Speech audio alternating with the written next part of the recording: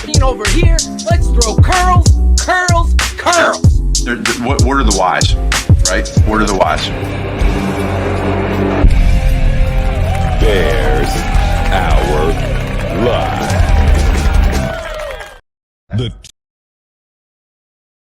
The Tape Never Lies Network.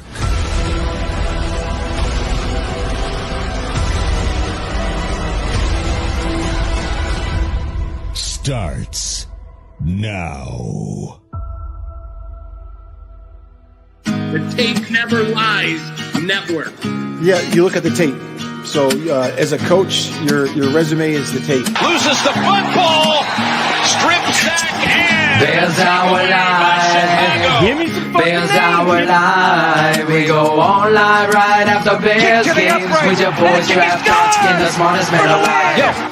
Bears Hour Live. Son of a bitch, you better block. Bears Hour Live. We go on live right after Bears games with your boys draft talk and the smartest man alive. Ran up with the true analysis you expect. Raw passion for the show. Bears fans get nothing less. Locked in with real emotion and passion for every play. Coach Phil to bring that range in with facts like shade. Post game show like nothing else you're gonna hear. Some can try to copy, but our bucket's not sincere. Delivering the truth on what just happened to be clear. That's why we're on TV, so you can see it, not just hear. Hey, yo, with Draft Dr. Phil, you know it's always hit sticks. True to fundamentals, never gimmicks and tricks. Guess we're moving Soldier Field up to Arlington Heights. Mill out counting bucks while the mayor big fight. As our life keeps growing, Shane's all knowing. Delivering the truth on how the QB's throwing. Dimes on time, just lacking fundamental. Whatever the case, we get hot like Senso. Fiery discussion about what happened in the game. This ain't your daddy's postgame, so expect the fucking flame. Not for the average fan, a loss they can survive. But don't you worry. Bears Hour Live. Bears Hour Live. Bears Hour Live. We go on. Let him sit his ass there again. I don't think we're that much worse. The myth, the Red Legend, Dr. Phil Ototion. This is football, baby. Culture is the problem. Let's get on little things. Bears Hour Give me some Live. fucking Bears names. Hour Son of a Live. bitch, you better block. Bears Hour Live. That's what happens. We go That's when we on have a real live right good team. after Bears And let's games get it with on. your boys draft talk and the smartest. Give me some fucking names. This is Bears Hour Live. We back. Chicago Bears, big winners today. 28-13. 2 in a row in the division. Chicago Cubs fans, big losers. Shohei, deal with it. Sorry, Cubs fans. Anyway, let's get back to the Bears. Oh, man, that was fun. I got it. I've been hard on this defense. You got to go out and prove it against a legitimate quarterback. Say what you want about Goff, and he's legit. This defense showed me something today. Now you have to build on it and keep going. But I don't want to steal all my points from my guy here. So let's bring him out so we can get going on this. Bring him out. Bring him out. No, we don't need any copyright, but come on. Yeah, we might get something with that. Getsy might get some. I don't know. Where are we here in this world? I don't know, How do man. we do this? 2 in a row, Phil. 2 in a row, says the smartest man and everybody else who watched it. The Chicago Bears defense deserves a lot of props today. Obviously, if you are Mike Lombardi today, you just look as bad as you possibly can. An all-nighter in Vegas lost all his money because Montez Sweat is the real deal. And I'm not talking about a Vander. Setting the tone at the line of scrimmage is so important. And the Chicago Bears have what we have said all the time, the talent. The talent is there. The coaching obviously has let you down on so many levels. But the talent is out there, and that illuminates the football skies of frustration for me, because there is so much that this Chicago Bears team could be and haven't been. Today, though, that defense played together, hustling to the ball, scrappy, relentless, with determination. There's no doubting. Brisker playing his ass off out there, making plays difficult all day long on Jared Goff, Sweat, Jones inside. The Gervon Dexter has been more than I ever expected from him. I mean, both rookies really played good, but Dexter, obviously you saw the sack, but there were some other plays there where he's taking on double teams and hustling to the football.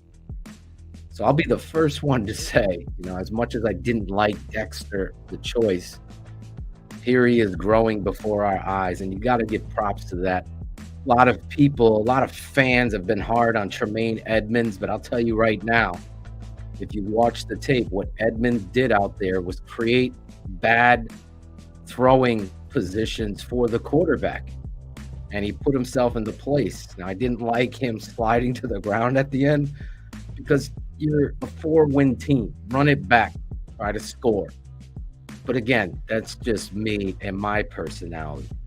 Offensively, some of you might want to mute this, but the offensive coordinator continues to be a trouble. It's going to prevent you from winning games you should win. There's no reason why Deonta Foreman isn't in the game in situational football. 3rd and 2, he's not there. We're not going to overlook all of the guns and the fake push, handoff toss to DJ Moore. Now, you got away with one creative play and made the fake handoff pass to Justin Fields and then DJ, and a great block by Rashawn Johnson on that, and they score. Then you go to the well in critical situations. Like, you don't know. The whole momentum of the game started to change there. The defense was able to close the leak. But the offensive coordinator, again, fails in critical situational football. And the quarterback did not play up to the level he should play. If you're a Justin Fields guy and fan, you have to look at this from the scope of how many years he's been in this offense and how many times he's missing the open receivers. I'm telling you, the offense doesn't fit him, and the offensive coordinator does him no service. But when you are on an island and you have to make the throws, and we can go through them on tape and I'll show you, but none is easier than that last second down throw to put the whole game away and continue a drive, and you overthrow a not open DJ Moore. It is a wide open DJ Moore. There is no way to miss that throw if you are a great NFL quarterback. And I'm sorry, he has so many inconsistencies. He is the great athlete. He is tough.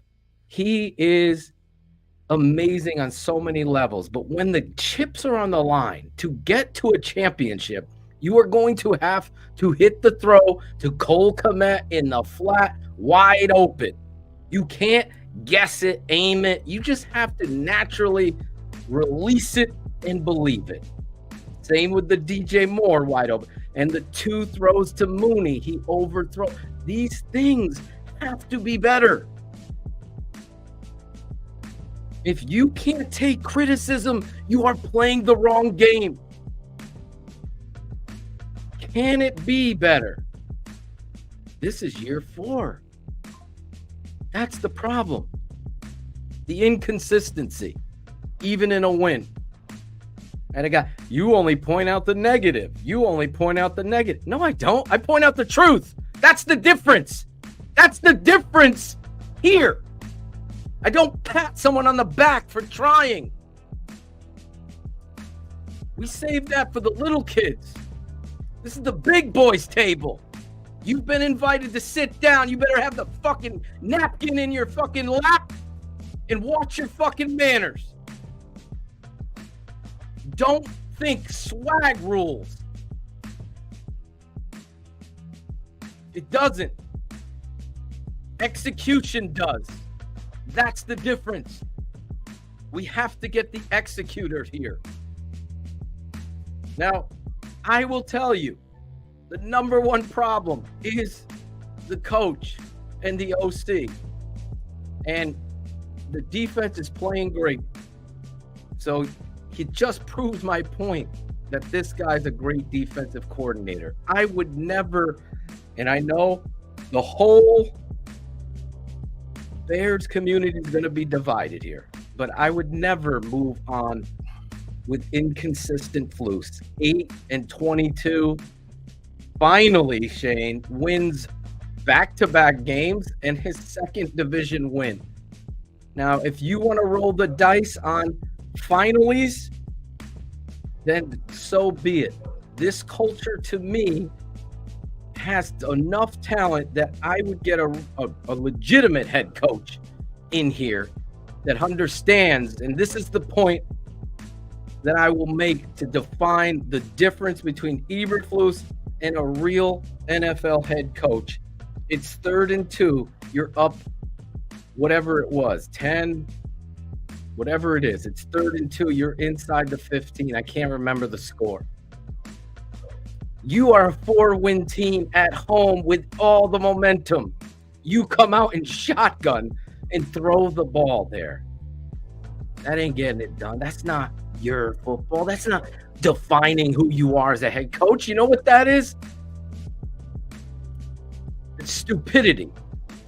And guess what happens with stupidity? It never goes to the championship. It won't. What a real head coach does is gets in 3 tight ends, brings Deonta Foreman in there and blazing game, and runs it right down their fucking throat for a first down. Continues the drive, scores a touchdown, and you're up without a doubt. There's no chance. 0, Janice, of Detroit coming back. Yeah, I know the end result. They won the game. Great. You're going to find negative, Bill.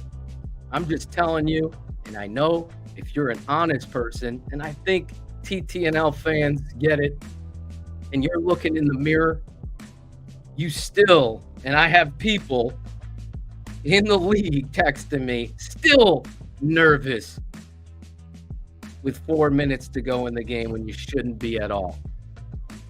And that's the problem, Shane. And that is my rant for today. I hear you, man. I know it's we come on here and I talked about it at halftime. We talked about it on Keeping It 100. And there's a complete divide. At the end of the day, no matter who the quarterback is, I'm a Bears guy. Right. And if Ryan Poles goes out and says, we deem Justin Fields the guy, and they trade down for a war chest of picks, it is what it is. And you better be right. Just like if you decide that Caleb Williams is going to be your guy at number 1, you better be right.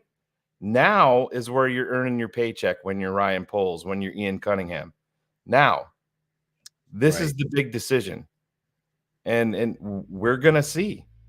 Caleb Williams has flaws that he's going to have to figure out. Justin Fields is in year 3, and Justin Fields has flaws, just like Matt Eberflus does, just like Luke Getsy does. And that's the problem. Everybody is stuck in saying that it's all Justin Fields' fault, or it's all Matt Eberflus's fault, or it's all Luke Getsy's fault. It can be all 3. Everybody can be culpable for what's going on. And that's where we are. That is what the truth is. Quarterbacks are going to miss passes in games. You just can't consistently do it. And Justin, unfortunately, misses some layups. That's That's where we're at. He saved us a lot, but you're at go time now. Now it's time to earn your paycheck, Ryan Poles. Defense, I got to give them props, and I've been banging the drum. We need to pump the brakes because they haven't beaten a legitimate quarterback. This, no matter how you feel about Jared Goff, he's got. I hate Jared Goff, but no. But Phil, you can't say that. No, I'm not gonna. Legitimate quarterback in the NFL. I'm totally there with you. I'm just saying and he is by leaps and bounds the best quarterback that Matt Eberflus head coach team has beaten. Because before this, who is it? Sam Howell? Yeah, it would be Sam Howell. So you have to stack. But to Matt Eberflus's credit, listen, Gervon Dexter, and you, to your credit, Phil, you were more critical of him than anybody. Yep. You're seeing the growth from him. You're seeing him take a big money player come in like Montez Sweat and continue it. And actually, I think make him a better player. You're seeing Justin Jones resurgence with a guy like Montez Sweat.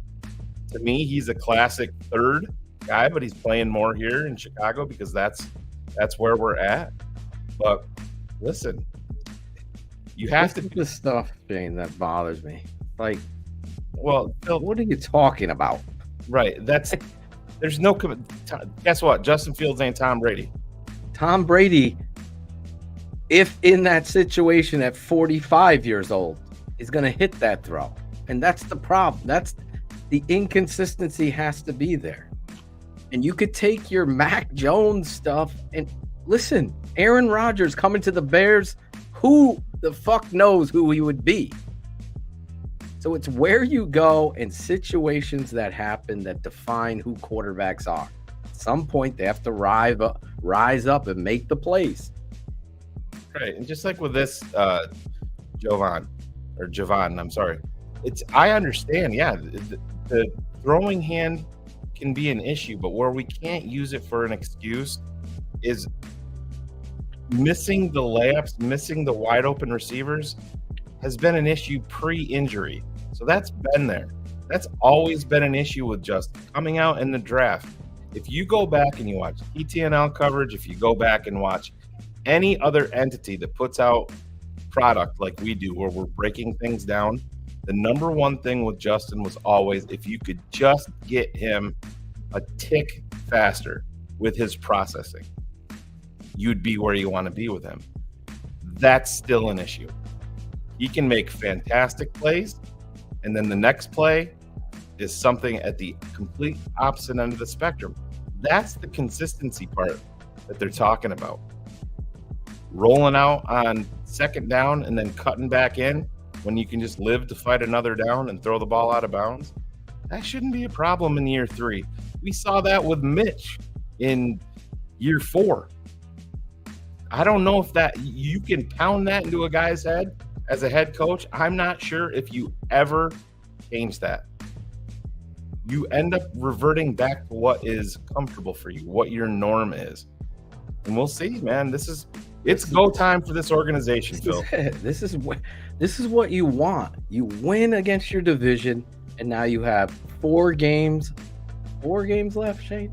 Yeah, 4 to decide. Yeah. And you're what you are, and you're not. You can't make excuses. You're not cemented in, but the number 1 pick is in wet cement right now. It's just not hardened in place. Carolina lost 28-6. There you go. The Jets won. Bryce Young was the Saints. Horrific.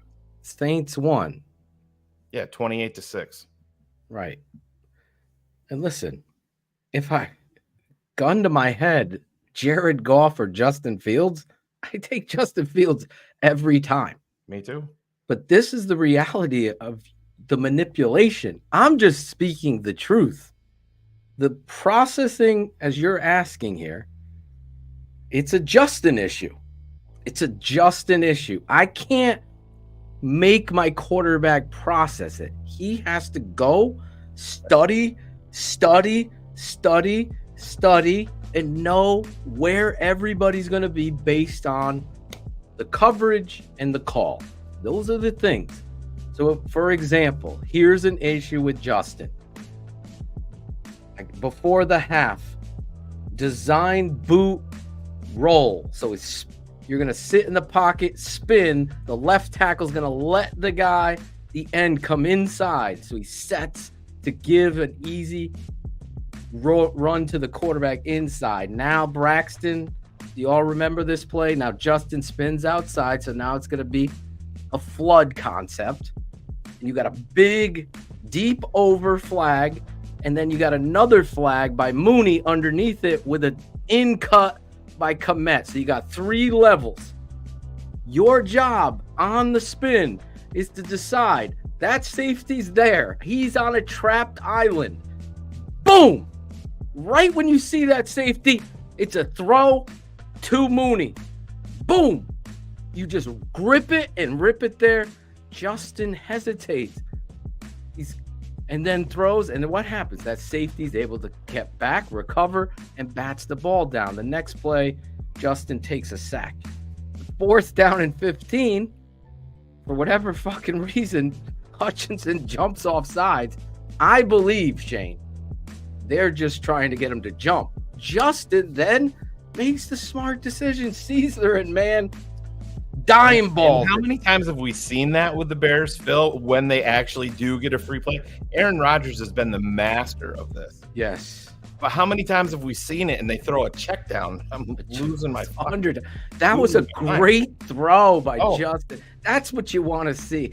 That's what I want to see all the time. All the time. I'm not going to sit here and fucking sugarcoat shit for anybody. Because you're going to come back here wanting to hear what I have to say when they suck again, right? The truth is going to sting no matter what. So I'm just going to continue to be me. Yeah. Justin doesn't have a connection with Darnell Mooney. 100 Ben Frank, $1.99. I agree. There's 3 balls. There's a disconnect there. There's a definite disconnect. I think there. the second, 3rd and 2, when they decide to throw, which was what I'm talking about, it's the wrong call. The head coach has to go to the OC. Nope, run the fucking ball. We're up. We're going to put them away here. No, it's 2 down territory. Instead, they throw it to the flat. Mooney's open. He puts one hand up. Do you remember this? Yeah. I think the balls and the way it's released, it's sailing on Justin, but still, if Mooney puts 2 up, he might be able to catch it, but it should be easy. Like, boom! First down. Don't like the call. Right. Don't throw the ball there. Take it away. Real quick, Derek, we are not ignoring anything. And again, if you listen to what I just said about 6 minutes ago, everybody's on it.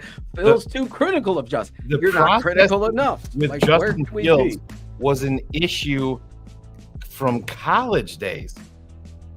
He was surrounded by an elite offensive line and elite weapons on the outside.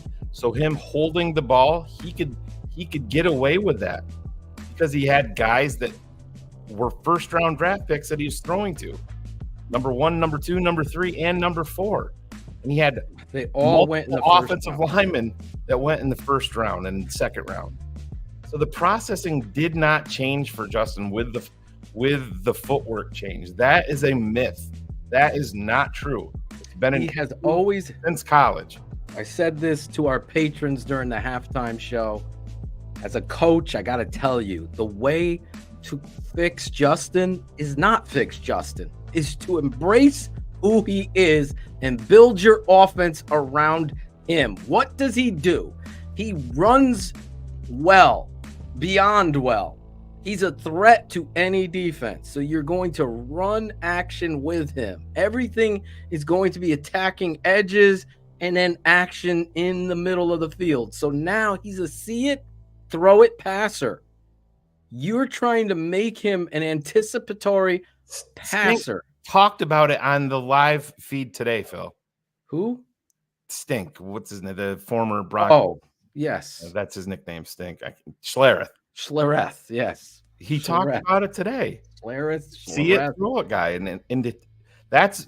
Did he say that on the broadcast? Yes, Because that's exactly what we've said it's like on you'd this like to show see him for years. throw that with a little bit more anticipation there, but he's waiting for the guy. He's a see it, throw it guy. Jay Cutler was the same thing. You might get the random anticipatory throw. That's Bryce Young. That's where he thrives, is on that. Everything else beyond that, I have an issue with. And Phil and I were at odds with that, and that's fine. You want that, but guys, end of the day, this can't be a Justin versus the world, or everything is on Getsy, everything is on Flus. Everybody that's here mostly is Chicago Bears fans, and we lived through. The Bears are going to regret the day they move on from Mitch Trubisky, because Kyle Shanahan's going to pick him up and win Super Bowls. Bill Belichick's going to pick him up and win Super Bowls, and we're going through the same thing with Justin. If they move on from him, it may not even be a talent issue. Finances are going to play into this because of the 5th-year option, guaranteeing him $25 million for 2025. Right. That's a part of it. If they draft Caleb Williams, and I know people don't want to hear the name Caleb Williams, I have Caleb Williams as the #1 quarterback, and I don't have it close to Drake May. I'm 100% with you. And I don't give a shit if he cried in his mother's arms and people are fired up. I don't like the fingernail stuff with him taking shots at the other team. That's not going to fly in the NFL, and you address it with him if he's here. That's fine. The blowing off the media, yeah, fuck that. That's a problem. I don't like that. You address it with him. The emotion, I want a guy that's emotional. To me, that shows that it matters to him. But that's fine. We're not there yet. We have lots of time to talk about Caleb Williams. We got a lot of time to talk about that. Pointing out flaws with people and people getting upset. No, they changed his footwork. He was hurt today. No, everything we saw today has been an issue the entire time. And then he'll make amazing plays. What's the issue? It's a word. It rhymes with consistency. It's consistency. He's just inconsistent, and that has been the consistent issue. I'm sorry. And as a coach, I'm just telling you, the offensive game plan, there is still no identity, and there's still no understanding of how to build around Justin. And I go back to Chris Collinsworth and his comments that was clearly from the offensive coordinator and the coaches, with praising Tyson Bagent and the quick decisions and release and blah, blah, blah. That's not Justin's game. So the problem is the coach. Sorry, Otis. Sorry, Keys guy. Sorry, all of them. Because you, as the head coach, the team is a reflection of you. And the offensive coordinator doing the dumb, consistent, dumb shit is going to regress, hurt, and completely confuse your fan base on who Justin Fields is. Justin Fields is an elite, athletic freak talent at quarterback. This offense that they're running doesn't fit what he can do to teams legitimately week in and week out. And it's unfortunate that you continue to stay with it. This is a team that fired 2 coaches but fails to fire the offensive coordinator. Yes, the same guy who ran the fucking toss play to DJ Moore. When you have a 235-pound tailback that has averaged 4 yards per carry. He's back in the lineup. We've had more running backs just look at this. Anybody that's defending the offensive coordinator. Nobody here said that they should have drafted Bryce Young. I don't know what the fuck you're talking about, other than being a jackass in the chat. Nobody. I said he's an anticipatory thrower, and I had tons of issues beyond that, is exactly what I said, bro. No, we all agreed, and I loved Bryce Young and still do, that you stay with Justin Fields to get this analysis of his growth, of his consistency. But back to this point, the offensive coordinator continues to fail with personnel usage, and most importantly, the quarterback. The quarterback. Speaking of failures, this guy just, I don't know. Could he go crazy? 499. Thank you. Komet turning horizontal on that second down catch instead of going forward was only confusing to those who don't watch tape. Typical Komet. Yes. I texted Shane and Ivan and Ryan Cox earlier when that play. The kid is better than I say he is. I'll give it. Today he played good football, but his football IQ sometimes just like put your shoulders down, go forward, know the situation. It infuriates me. Cole Kmet sometimes with his blocking misses and situations. It is, but it is what it is with him. Like when we see him get it right, then I'm happy. Yatazaka, Eric S. 499. Damn, Flus save his job, and Justin just did just enough. Needs consistency. Yeah, just enough isn't going to win, guys. And I don't think if you're an organization saying that win saves your job, I don't want to be a part of that organization. Let's see how you finish out. That's what saves your job. Finish this out. Go undefeated. Be 9-8. Win. They don't have a tough road. They play the Browns, Falcons, Cardinals, and Packers. Come on. Win out. Yeah, so I'll give you this, Don. You just proved to me that you don't watch any tape if you think that the receivers aren't open. You proved it. We've showed you here time and time again. He's got to rip the ball, guys. If he does that, he's a different quarterback, and it's a flaw. Plain and simple. Phil, do you want to disagree with me on that? Say that again. I was reading this. He said that Justin has nobody to throw to. The receivers aren't open. No, that's a fucking bold-faced lie, bro. It is. That means you're not watching any tape. It's fine. Sign up, become a patron. I'll bring you on the show. We'll go through the tape live. I did a live tape breakdown this past week with all of our fans. There's nowhere to hide. I don't create shit. I don't fucking cherry pick. Just show you the truth. Let me answer Otis. If this coach... So when we win out, are you still out on the coach? No. That's what I just said. Show me that. Win out. I'm out on the OC 100%. He needs to be gone. 100% needs to be gone. He's terrible. And where you do have to give Flus credit, I said, obviously, I think he's turned, he's taken steps clearly with the defense. And I don't care what anybody says. The guys are not laying down for him. The guys are playing hard for him each and every week. I mean, I saw at the end of the game, you saw Stevenson run up and give him a hug, and that to me is exactly the opposite of what you're saying. DeMarcus Walker from the locker room sends out a tweet. Yeah. Bear the fuck down. Sorry, kids. Had to be said. That's what I'm saying. I like this defense.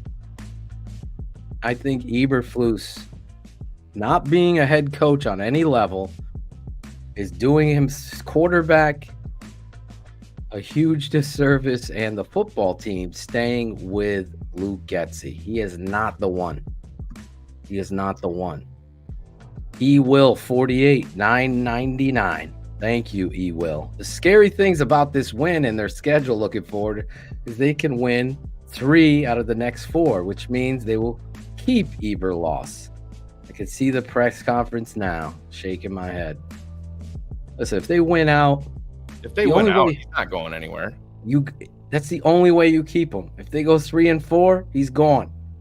You're gonna have to move on. Well, I even think it goes beyond that, Phil. I think it's going to come down to what they do at what their decision is at quarterback. You talked about it on Keeping It 100. We went all the way back.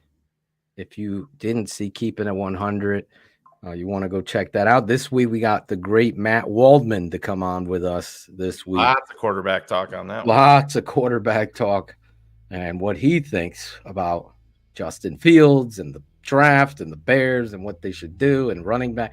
But anyway, damn, I forgot my point just now. We talked about it on Keeping It 100, I was saying. Oh, that it's going to come down to what they decide to do at quarterback. Oh, that was it. Thank you. Yeah. Dick Duran, Lovie Smith inherits Rex Grossman. Didn't choose Rex, inherits him. Same thing. John Fox didn't want Mitch Trubisky. First round pick, Matt Nagy inherits him. Didn't really want Jay Cutler. Didn't want that's right. Jay Cutler. We can add Jay Cutler, Grossman, Mitch Trubisky, and now Justin Fields. Matt Eberflus inherits him. It's the same pattern that we continuously see ending up in failure. I don't use stats for points. Joe, this is a great comment, Joe. It's so true because that was a big thing early on. This is gonna stunt their development. They're gonna have him for 1 year and he's gone. He's gonna be a head coach. Things change fast in the NFL. Here is our next question. Quinn Bozak. Get the Bozak. Processing. $4.99. Processing speed. If you could upgrade one aspect of Justin Fields' game, what is it? Also, I want Puss Floose and Screensy. Screensy, I like it. Go on, right freaking now. We have talent, bad coaching. I agree with your last point there. Your question, Shane says processing. I say processing, anticipation, accuracy on those anticipation throws. That's where he needs to improve. I know the footwork, the fall away throws, the square the shoulders, getting low and driving down with your eyes are not on the throw. That happened. Why did he miss that last throw deep across the middle?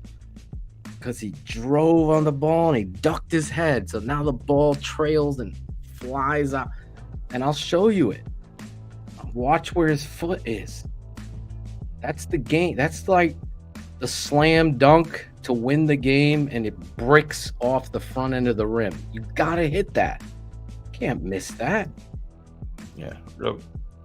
Just real quick, take that. Let me pop this up. I just want to answer Don because we had our back and forth.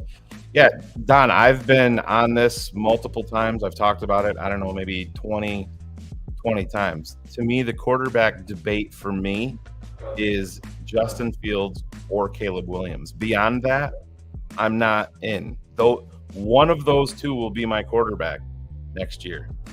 If the Bears finished and had the number 2 pick in the draft and Caleb Williams went number 1, I'm staying with. I am not moving forward with Drake May over Justin Fields under any circumstances. No way. If the Bears have the number 1 pick, I think with everything considered, they're going to go Caleb Williams because they get the financial control for the next 4 or 5 years, and they can keep on adding to the team. If somebody wants to give them the Godfather offer in terms of a trade, I think that they'll entertain it. But to me, those are my options at quarterback. I know Phil has a difference of opinion on Drake May. He's higher than I am. But to me, I like the Heisman winner. I like Drake May. I like this quarterback class. But for me, it's Caleb Williams or if you have the number 1 pick, I'm sorry, you have to move on. You have to take Caleb Williams. Caleb Williams, to me, you could trust me or not, but I'll show you on tape, is the baby of Patrick Mahomes and Aaron Rodgers. Those elite traits all over the place of what he is and what he does. accuracy and anticipation aren't even a concern. It's like mind-boggling some of the throws that he makes, surrounded by talent that isn't first round wide receivers all over the place. That ain't happening at USC. A happy Matt Eberflus. Okay, good afternoon. Guys, certainly excited about the victory in there. A lot of celebrating in there was good. And, obviously started out the game strong. Like how we started out on offense, driving the ball down the field. Drinking the eggnog. Pretty good solid start there in the first quarter, and then we went for it on the 4th and 1. That's kind of where momentum shifted a little bit. And that was a good go. I mean, it was at the, we're outside our kick line there. And he reminds me of this dude that goes into the movie theater. They had an alignment where and they tries to give you a synopsis of the movie every time. Momentum shifted. They went down and scored on us. And here's what I did. From the first half. It was a great scene in the beginning. So it really just gathered the guys at halftime and just told them a little bit about, hey, this is where it is right now. It's a tie game, and we just got to do a really good job of executing our fundamentals and basics. And that's what I did watch the game, and it was 3 interceptions. That was our biggest thing that we wanted to talk you didn't about, watch. For improving ourselves. You had 5 for the year. And I talked to you guys, of course, during the week. Yeah, that's going to change my mind. Position, yeah, because Pat Mahomes didn't have 4 in a game at Texas Tech. Really working as a unit. Right. And that was God forbid. Let's worry about stats in one game. On third down. Oh my God. Do a good enough you job need to become that's where a we're at. They popped for that. Runs on us. So we had to sign go back up to the now. Basics. And the guys came out, in the second half and did a really good job of executing the calls. And that gave us a chance to win it. So obviously the big momentum shift that we talk about was obviously the 3rd and 13 going. I can't believe it either. 13 and us going out there. They and fixed the jumped mic. off sides and us hitting that shot to DJ. That was the big momentum shifter there. And then the very next. I like Jalen Daniels. We haven't gotten to the questions yet. Damon. I love. So it was good. Daniels obviously won the Heisman. You gotta love that. Was a big part of it. Offensively, I thought Lance Briggs. Kyle Long said he got to meet him. Defense did a nice job. And he goes, "Love him, great kid. He's taller than I thought, but man, does he need to eat some cheeseburgers?" Finishing in the fourth quarter. That's always a big part of winning in the NFL. I know, Corn. Did that today. Why did nobody bring a sign? Fucking I blame Andrew and Courtney, our patrons. They didn't even fucking bring a sign. But with that, open up the questions. Jesus. TTNL. Guys were saying they did not expect. He was right. On that snap. Zaid was right. Processing does that ask of Justin? Processing. Be able to react in the moment and then run a good play at a time when you're not expecting to run a play at all. Yeah, you have a couple options off of that when they jump. One of them is, you go, I'll go, and that's what we did. And, DJ's hard to cover. He's hard to cover when you got a guy, over top of him or just one guy on him like that. So really good throw, really good catch, and really good reaction, because when they jump, you got to beat them. knows. The defense isn't quite ready when that happens. And what happens is a lot of times the D-line stops. When they jump off sides, they stop, they hesitate, so you have a little bit more time. And that's exactly what happened on that play. What in your estimation sold that to make them jump? What's that? What do you sense made them jump? What do you didn't make them jump. It made Aiden Hutchinson jump. He did a really it's a hard count, asshole. Yeah, it's called the NFL football. Like, who asked that? I mean, who the fuck asked that question? Use of cadence, and that's what it was. I will pay for Corn Planter to be in these pressers. Can he be our Larry? Does it feel good to win 2 in a row, Coach? Coach, they do a great job. I work for you, and I want to ask you this question to help you support you. Right. How does it feel to win 2? He sure did, George. They do a great job. Making you don't see that a lot. And we all gathered together. They sit in there. We talk about what our plan, what happened, where was the breakdowns, and then what are we going to do going forward? And this is the thing I'm afraid of. They don't want to build around Justin. That's the thing. On third down, OC is not helping Justin. Do a great job with coming together that way. And Shane, I gotta ask, that fucking throw into the leg of the offensive lineman. Did you think it was intentional grounding? but you hope it might carry a little Oh, more than you mean win. with Justin? Justin? Yeah, I think it's a big he deal. was It's been a long time backwards. coming. It's like that You know, kid you from make EK it, that to win 3-pointer two in a the row other and I it's two go- division. thing. You know, We opponents, got which is away good. with one And, there. the guys are super excited, but we could We feel this never coming, get you know, calls. with the improvement was happening, you know, over time. And I just kept telling them, if you keep Come doing on. right, it's going to be right, and good things are going to happen. And two most important things is the ball and fourth quarter finish. And, Come on, Daniel. the guys always stayed together. Daniel, There was never give him a point where, fucking link. you know, the I want morale was Daniel bad or on the guys, show. you know, didn't Fuck have it. that. And I told them that in the room. Bring I said, Daniel "Appreciate on the leadership show. because they hung together through adversity." Give that dude a And you link. know, football's tough. Daniel it's hard to win, Evans. you know, so it's really good by them. Talk hanging that together. shit. And What it's so what important should that, we you say? keep doing the work patterns right, because they've What always should we worked hard, say? right? They just They've want you always, to you know, lie to worked on everybody detail and and say fundamentals. that there's no And this issue. I've continue never to do been that in a week world. Yeah, Well, just the there's fourth nothing and that one shocks me where now. we're staff to give Because there's the so many contract to shitty trade people in this ball world. and the execution of Sanborn's execution of it. Yeah, I mean that's the call where they're on the minus field, and you know, we just that was a call we really liked in that situation. You know, it's a kind of a slanting line. You know, we actually, You you ain't know, kidding, we ended Eric. up slanting Eric. right into it. That's And, our guy he made a right nice play. there. Patrick Vaughn had I just can't I- understand it either. Yeah, isn't that crazy? I agree on it. I used to love Anzalone, Sounds but like my man, college stats for crying. Dude, he's Harrison But, Smith it's, dirty you now. know, he's in Fall getting State over dirty that. fucking plays. Um, I said the same. but, Even no, Tate it's sitting next to me, unbelievable. like To get he's 17 should tackles. be I mean, that's thrown out of the I don't think game. that's ever Dad. happened in my career to have a guy have that many tackles. I honestly can't remember. I mean, I have to go look it up, but that's amazing. And what he brings, what Brisker brings, is the reason why we drafted him. You know? Dude, Brisker played a hell of a Ryan and I football always game talk today. about guys we acquire. and You bring had in a here, couple they have to fills love though, football. man.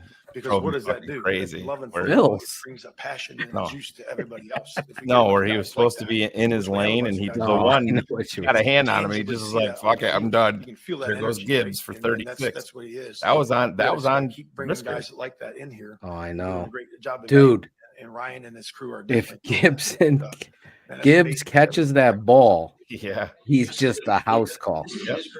Just think, I mean, there's a lot of plays in this game. I have never seen St. Brown drop two balls like that. It's you know, it's just like Riley. anything, How you is the know, you feel motherfucker that open on you know, 4th and I 17? talked to What guys did I earlier in text the you week and about Ivan at the small time, wins, Phil? you know, I'm that like, you have, here and you comes the see deep into St. improvement, Brown, you know, and by these instead he guys dropped it. I in was like, positions holy and stuff shit! like that. And then Dude, you know, to have a win like this he is it's proof for those guys. fucking You know, it's proof he for our staff. dropped It's it. proof really for, you know, the Chicago Oh Bear my fans, God. and they were great out there today. They were loud when they needed to be loud. It was awesome, and I just want to tip my hat to the fans. And that's the touchdown, DJ's touchdown run in the first quarter. Here's what you liked about the design that you guys installed, and obviously the execution.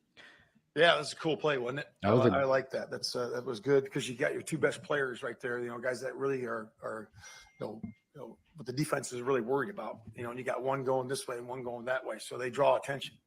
And I thought it was really. It's cool. called They a misdirection, later in the coach. week, and it was well executed. You know, and you know he's fast. You know, really fast, and he can get to the corner. And what's great about DJ, and you can see that when he catches the ball, his hands are so strong, but he's got great contact balance. It just makes you wonder how the game plan in the first half isn't to throw the ball. 0 targets. 0 targets. Think about that.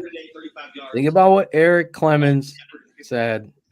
3rd and 2. It was big. You know, we've been focusing on that, like we talked about. You know, for the bye week improvement. Jane, you know, they one of them was did false starts listen to you know, the us holding penalties and and ran a that. fake Improved on toss that, boot you know, throw. happened before.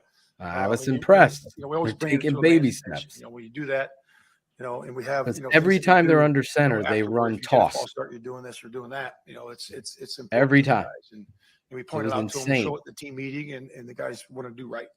At the 4th and 1 decision where it looked like Justin was under center, was he supposed to sneak it there? Just saw something. Chris is asking. Problem with Fields is that was a play design anticipatory too, throws. Yeah, so we were going to fake the, you know, the Does push play. a solid Or OC play, and QB then, coach, we were gonna does that fake not the help DJ. correct that Which is issue? great by, You Detroit can did help a good him job work of on really, it, but it's up to him to do it. executing on You that play. have When to the bullets believe, fly. What I Chris. do love about that play, though, is that DJ, the way he ran it, like when he knew he was going to get tackled. There's he a really throw went by Goff. that He just violence. rifles Passion, it that's past that play. Edmonds, Not to kill and the kid catches it on the backside. You remember that throw? That's That's NFL throws. Not everything's going to be wide open. That's why we get so fired up when you miss the wide open. Yeah, I mean, He's got to do it. You can keep working on it, keep working on it. I feel we got to do a better job. But Justin has to go home and keep working on it. Regaining momentum is always about knowing that the game's 60 minutes long, and we can regain momentum. And our defense did a heck of a job coming out in the second half. And I think we went a couple 3-and-outs in a row, maybe 2 or 3 of them, and did a nice job with that. We took the ball away a couple times, and Antoine, at the end, when you're that's up the there, thing. The hesitation's got to go away. Can't be fucking defending this shit. It's right there. With the calls and the execution. I show it to people on tape. Practice a few times during this week, and the guys did a good job. Do you feel like you had? I don't care about Jalen Daniels' skinny side. I don't. Personnel-wise, to call a defense. I think he's going to be fine. Jared Goff is half the size and strength and athlete that Daniels is. Shortfalls in certain positions. Yeah, I mean, as you acquire more talent, you can let those guys play, and let those guys do things and play more coverage, and you can do that. And we still pressured a bunch today, but I love our players, offense, defense, and in the kicking game. I love all of them, and they're doing a great job of, like I said, hanging together. But in terms of answering your question, Jason, yeah, I feel a lot better about it, and it's coming in the right direction, and you can certainly feel that on the field. You characterize the Did they just say last one? Yeah, it's out, like you said. It's opportunity for us to put our best foot forward. Talk up here a little bit, and be able to stay the course and being able to keep coming together and keep executing at a higher rate. According to whoever, things out there he's that we can got learn, no receivers open. The same mindset. I just laugh at that. And we're gonna. We were there, Toby. Make sure we look at it. You were there, Toby. I was looking for you. Rose-colored glasses because you won the What's game. up, Toby? That's not it. You got to learn from this game and get better. Coach Eberflus. Yeah, Lovey got fired after a 10-6 season. We've seen that. We got to ram into these things. Chris R, $4.99. In my opinion, the reason the D coordinator hasn't been replaced at any point is polls or higher has decided Flus is likely gone after this year. I don't know how that merits not replacing. They brought Phil, what's his name? White? Snow White in the 7 door in there, helping the daily issues. Loves that purple. Yeah. I mean, basically, we're just lined up in a formation, and we try to just get them to jump off sides. So just 1-on-1, then did a dummy protection adjustment to make it feel like a real play, and of course the second one, we got somebody to jump, and then at that point you want to convert because I think it was 4th and 12 you said, so that's only a 5-yard penalty. So did a great job of front protecting. I think Ted did a great job selling it and stuff like that. DJ ran off the ball hard, and we practiced that each and every week. So it was great execution by everyone. What's the key to selling that without being over dramatic and overselling it to where they don't believe it? Just treat it like the same play, like just treat it like a normal play. And are you liking the Fu Manchu? Knowing that's gonna come, so just treating it like a normal play. What's the challenge to take advantage of it? I understand how you guys got it, but to be ready to run a real play at a time when you're not expecting there to be one. Mm-hmm. I mean, it's not a challenge because we practice it, multiple times a week. So we're used to it. Might happen like 3 times this past week during practice. So not during practice and walkthrough. So it's just a callback to the happens every week. The post game presser against Minnesota. Don, you're a patron. I didn't realize how sensitive you are. You have to have some laughs, man. Everybody takes everything so personal when it comes to Justin Fields. I don't get it. I mean, yeah, we know as a team that there are going to be ups and downs during the game, and we try to stay even keeled throughout the whole time. So I think the guys did that. I think personally we did leave a lot on the field. I think we could have been better in some areas, but at the end of the day, I want to hear you say, I missed some throws out there. I'm fucking pissed. Then that just makes me want this kid to stay here even more. Not we, me. Fake end around. So what's the DJ run for a touchdown in the first quarter? What's your point of view?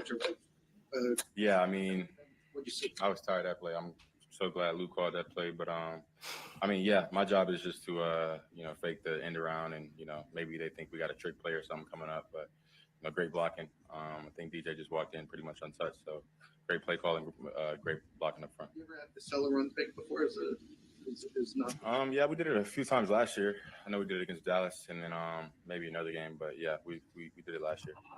There's our guy Hans in Germany. What did you like about the design? And kind of were you excited when that call came in? I was excited because I was tired. That's the only reason I was excited. So I just do my job, fake the little handoff, and get a little breather. And then he scored, so that made it even better. But I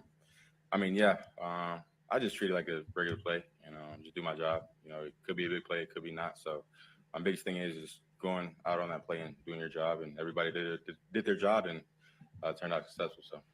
Justin, you said you guys left some stuff on the field. I think if Flus is back, I think Justin's back as the quarterback. Yeah. What do you look at from your own game, a good game, and say, I can do more than this. I can do more in these areas? So what do I look at? Your game, yeah. Yeah, I mean, just what I messed up on. So there are a few throws I missed. That dagger to DJ, I'm still sick about that one. It's not a narrative, Don. You're 100% wrong. Yeah, there were multiple plays during the game where I executed it better. I think he can process. He's a slow processor. Executed that better. It's always been the issue. Got exactly what we thought we were gonna get, and but just the third downs, and just the throws down. Anybody hating on Darnell Mooney honestly has never played the game. That's all that says to me. Because still room to get better. Just like Dub is saying, dude has been open, been overthrown, thrown on the wrong side. It's been over and over. We documented on tape. Nothing crazy. Just focusing on finishing. Everybody doing their job. So Darnell Mooney isn't a problem. Trust me. Justin, what is it about this defense? I mean, 4 times now you've just demolished them with the way that you run against Detroit. Is there something you're seeing the way that their ends are playing that's allowing you to be that effective? I mean, yeah, they did a pretty good job today. I think most of my runs. Jared Goff wore 2 gloves. I think they did a pretty good job today of containing me in the run it's game. just the showcase of how and he took not Goff. I'm talking about Justin going off Courtney. He took some. He got fucking smacked. How about late and how they're not called? The first play of the game. He even pointed to his head and he's like, "What the fuck?" He slid to the ground. He's giving himself up. It should have been a fucking flag. It's ridiculous. It's ridiculous the shots that he takes. Check your times, hit 8 more times. How are you feeling first of all, and then second of all, what kind of impact do you think seeing you get back up like that has? Yeah, I mean, I'll be good, body wise, but I think I could probably take some hits off by throwing the ball away or checking it down faster. So all of those sacks. He ain't lying. On the O-line and stuff like that. So I just got to look at the just like the one to commit, Phil, when he was going in the end zone. Faster, throwing the ball away, boom, boom, boom, and just move on. But oh my God, faster on that. I mean, yeah, it's a walk in the end zone throw. He throws a lollipop. Up. I don't even know what he was doing, and it was brings the coverage over there. It might be, but just hit it. I think we all just play for each other out there. Every drive, we go out there and play for each other. So I think there are plenty of times where guys could have stepped out of the game. They might have not been feeling their best. I know some guys were banged up on offense, but we all played through it and played for each other, and that's what you want out of a teammate and from your coaches and your teammates. So, what do you think a win like this can do for the next month of the season here in terms of you're riding your first win streak in almost 2 years? It feels like the team's playing better. How can you parlay this into a strong finish? We're focused on everything the same. Don't get high, don't get too high, don't get too low, and just keep working, keep getting better each and every day. Like I said earlier, there's a lot of spots to improve. Like Cole said, we probably could have put up 40 if we wanted to, or if we, of course we wanted to, but if we could have, executed better. But just going back, he corrected that same mindset, working and just getting better each and every day. On your touchdown scramble, at what point did you realize that running lane was there for you? I mean, when I kind of stepped to the right a little bit, I really just saw green grass. I was looking, for DJ to throw because he was one-on-one in kind of the back corner. But then I kind of just looked down and saw, green grass right there. So just ran. What's your confidence level now after 2 wins for the first time? What's your confidence level going into the final stretch of the year? I just asked literally the same question. We've always had confidence. If you don't have confidence in yourself, you have no shot. So, I think somebody asked me that in there, but I mean, yeah, we have Exactly. He thinks someone already asked him individual that shit. players. As a team, we have confidence, and we know who we are as a team, and we know what we can do as a team. So, like I said, it's just not getting too high or too low, not getting too cocky, and knowing that we have areas that we can improve in, and that we just have to go in tomorrow, keep getting better, and practice. Just keep focusing on the details and just the little stuff in the game. So. With Jimmy Moon, as high as always been, it seems like you guys have done a little bit off. He hasn't quite been where you want him to be, or you haven't quite put it where he expected. The chemistry's a little bit off. I know you've been working with PJ and getting cold in the backs involved, but Jimmy Moon don't seem like y'all quite as connected as y'all always have. Yeah, I mean, like I said, there's always room to improve. There's some. I wish he would say, I have to make these throws. He did earlier. He But, said he's got to do a better job. That's why we work. He did say that. Doing extra routes and stuff like that. Did he? Yeah. I've told y'all since I got here. Moon. One thing about Darnell Mooney, he's gonna put in the work to be successful. So I'm not really worried about that at all. We're just gonna keep working and keep going at it. So. Justin, not to put you in a situation where you can sound selfish. It just seems like the offense is much better when they're playing according to your strengths. Has there been any discussion between you and the coaching staff about emphasizing this?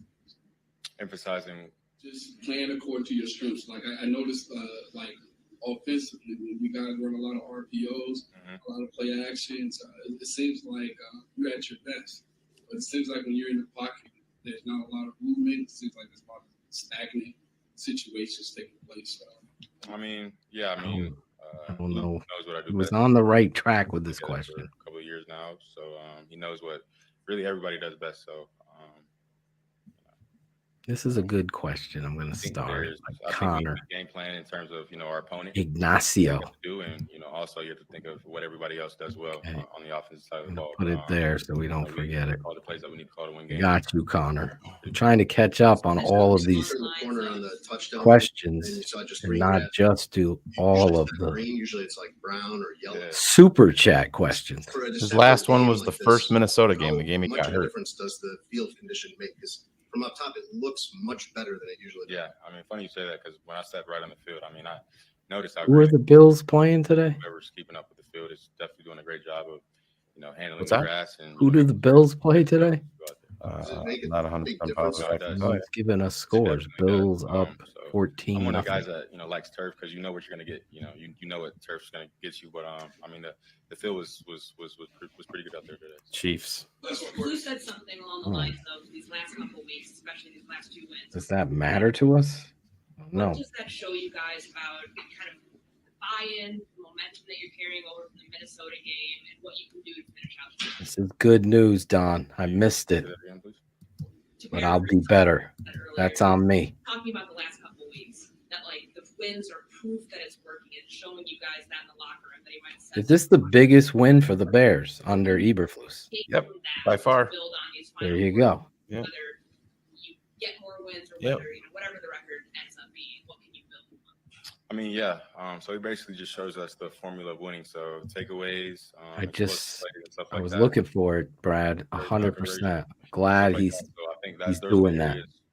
Eventually to where you win games, winning the fourth quarter and finishing. That's important. So as long as we focus on those aspects, those situations, we're more likely to win a game than lose a game. And Nano, you got to simulate it in practice and beg the quarterback to trust it. Just please trust it. Believe in it, that it's going to come open.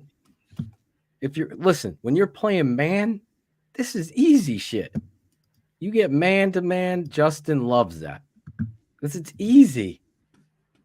That's what we're talking about. See it, throw it. When you get zone, you're going to have to anticipate this route in your brain. So if your back is turned because you're going action or you're down looking down because you're in the gun 100 fucking time, you have to mesh like it's going to be a run. Get your eyes up. I have to know if I'm looking there. Just think, this is my straight down the field. The camera's here. I'll do it from here then. I'm looking at you. This is my straight down the field, right? I have to know my guy on my right outside is running a deep in at 17. The guy in the slot is running a flag at 15. The guy in the backside is running a flag at 17. So when I look straight down, that safety in zone is going to tell me he can't make it there. And I anticipate the open circle in the zone and throw it there. So that's why it's the hardest position in all of sports. You have to have the knowledge in your brain pre-snap, identify the coverage, know the play, know all the routes, and get to that third, fifth, or seventh step and deliver based on what you see. When you get man-to-man, every quarterback is in the NFL loves that because now it's situation of choosing the right matchup. So even if it's man-to-man versus DJ Moore versus anyone, you fucking throw it to DJ Moore accurately. He's going to catch it, right?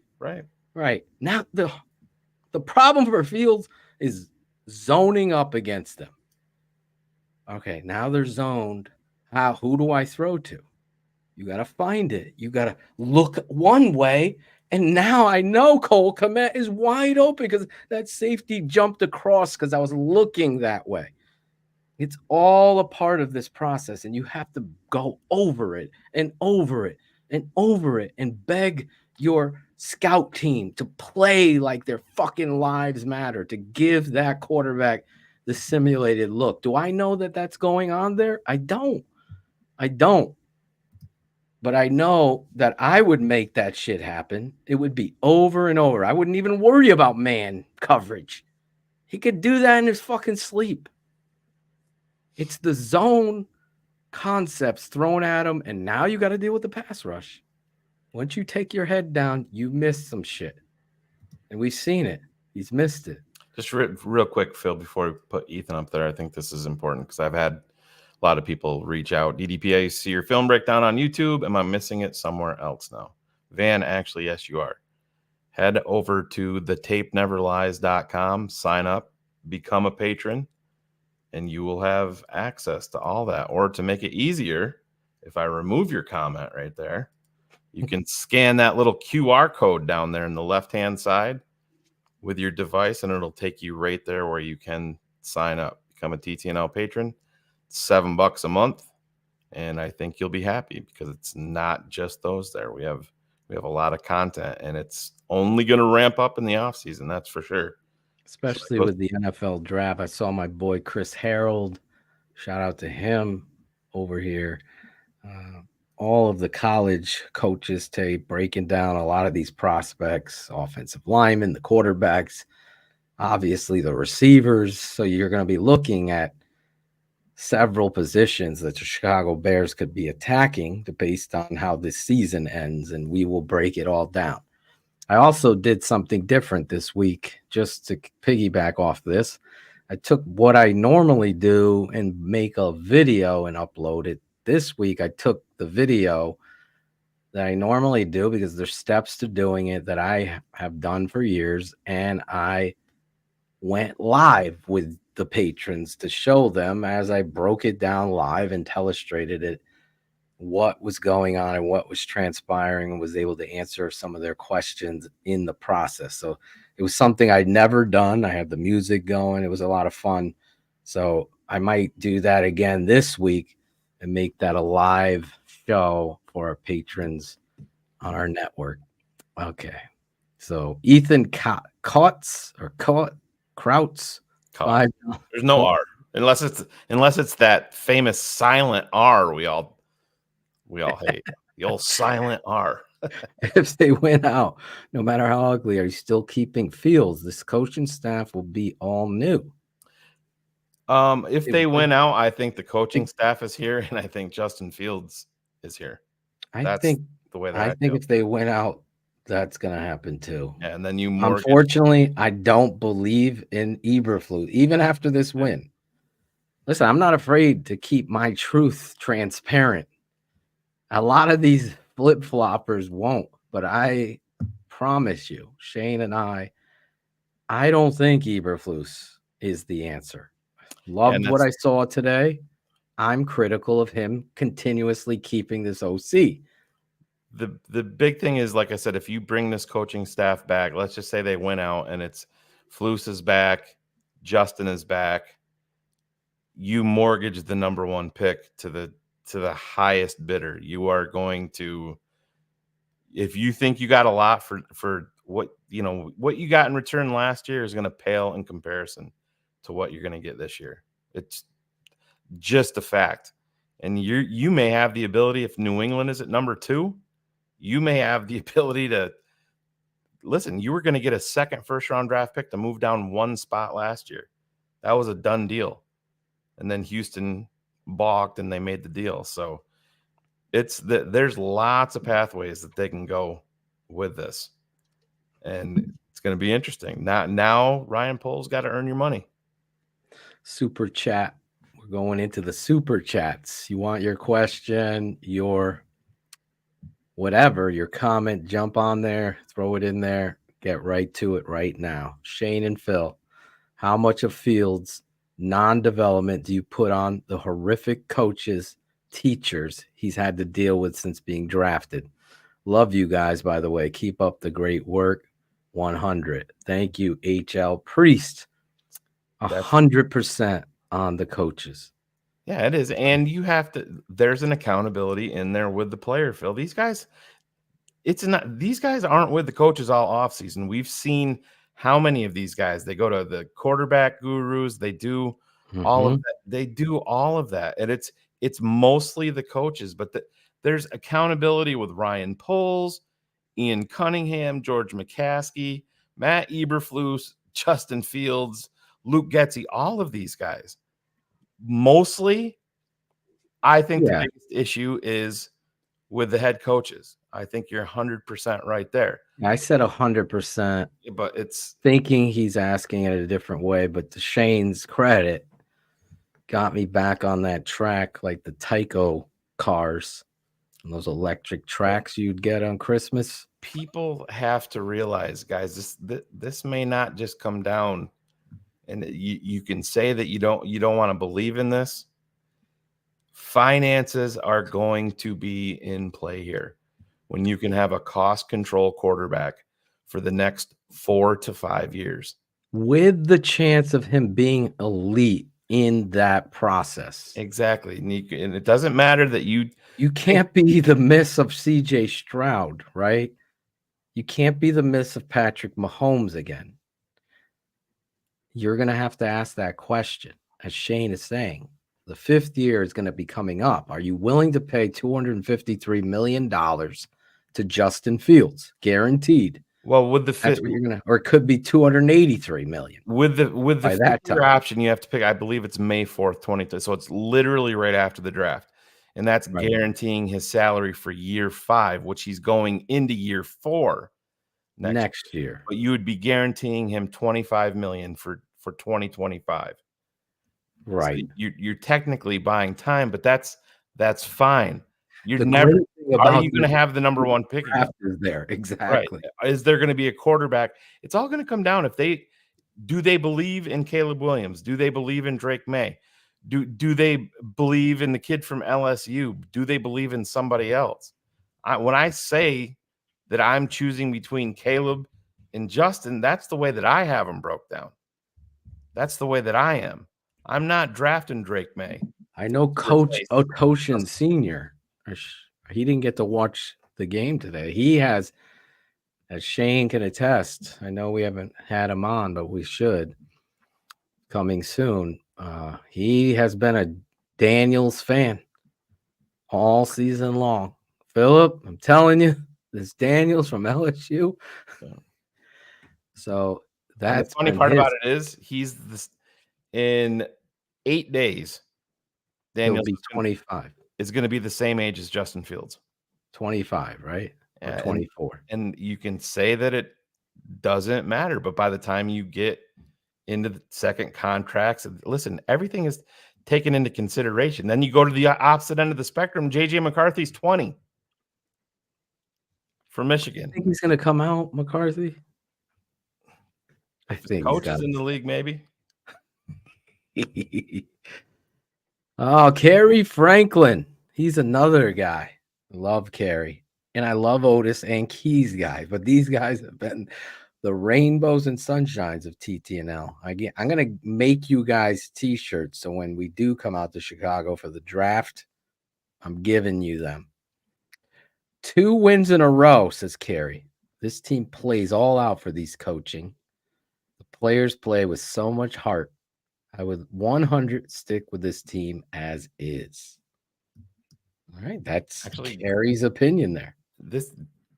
Bosun said it perfectly here. There's 2 sides to it: the emotional one and the business one. And guess what? It's probably going to come down to the business one. It's just the way that it is. Sometimes the timing sucks. And it's going to depend on what they believe, who they believe is available. Do they believe in them? And there's going to be a market for Justin guy. I think there's going to be a big market for Justin. I think Seattle will be involved, Atlanta, obviously, Minnesota, Pittsburgh, New Orleans.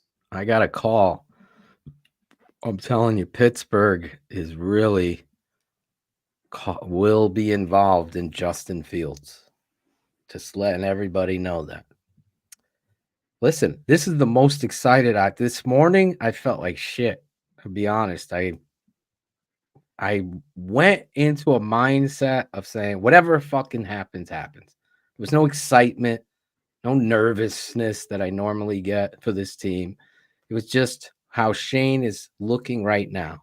That one finger up. I'm just gonna watch this game. Show me who you are. Debo 54-yard touchdown in stretch. Listen, Brock Purdy's my starting quarterback in fantasy, Shane. So that's good news. Same with DJ Moore. I'm on a 7-game winning streak. Let's knock on wood there. I'm not in the TTNL league. Chris Jackal didn't invite me. He didn't want me to beat everybody's ass. Mohammed Elmi, Justin Fields guy, Mr. Ohio State himself, $4.99. Can confidently say with McVay and Harbaugh, Justin Fields is a top 10 quarterback. His feet aren't aligned with this release. Needs a good coach. Warts won't be fixed this year. I totally agree. I think both of those guys have way more confidence in Harbaugh.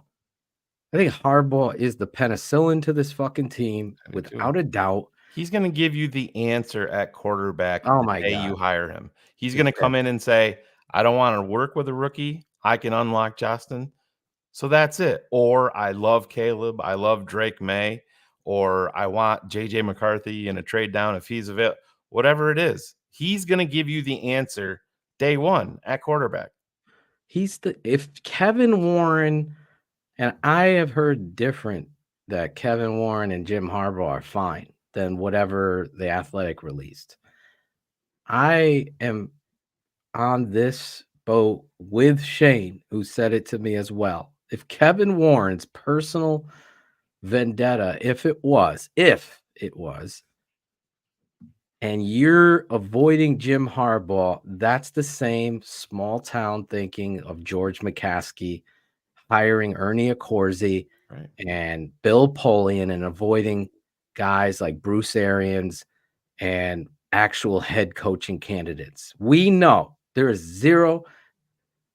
Nobody's even close to Jim Harbaugh when it comes to saving this franchise. Not Matt Eberflus, not Luke Getsy, none of these guys. I say that with pure I don't even have to wait. Oh, they won out. But there's a chance at Jim Harbaugh. Goodbye, Eberflus. Because the definition of a head coach who's won on every fucking level, don't throw me a stat. Just watch the dude play with the talent he has and identifies it and creates offense and defense about that talent. It was 49 wins in the NFL, went to fucking 2 NFC championships or 3 and the Super Bowl. Then turned around a fucking scholarship dreaded academic priority school like Stanford. Then goes to Michigan and does what? Wins the Big Ten 3 fucking years in a row, beats Ohio State, what now, 3 times? 2-time? What is it? Well, yeah, just a couple of times, but he's been The cheating. reality is, this is the answer for the Bears. It's right sitting in front of you. All the stars are aligned, as Greg Braggs had said to me. You can't fuck this up. It's just there. So, David Smith, our guy. Got to give him props. Defense. I don't think I've seen Key's guy in the chat, but I'm sure he's low. I got to give him props, man. I wanted to see him do it against a legitimate quarterback, and they did. They went out there, they dominated. Got to continue. Now go do it again. Can't lose against the fucking Browns. Joe Flacco led Browns who beat up on somebody. Who just got named the starter for the rest of the year officially. Really? Yes. That's been the Bears MO, though. Story. Right? Yeah.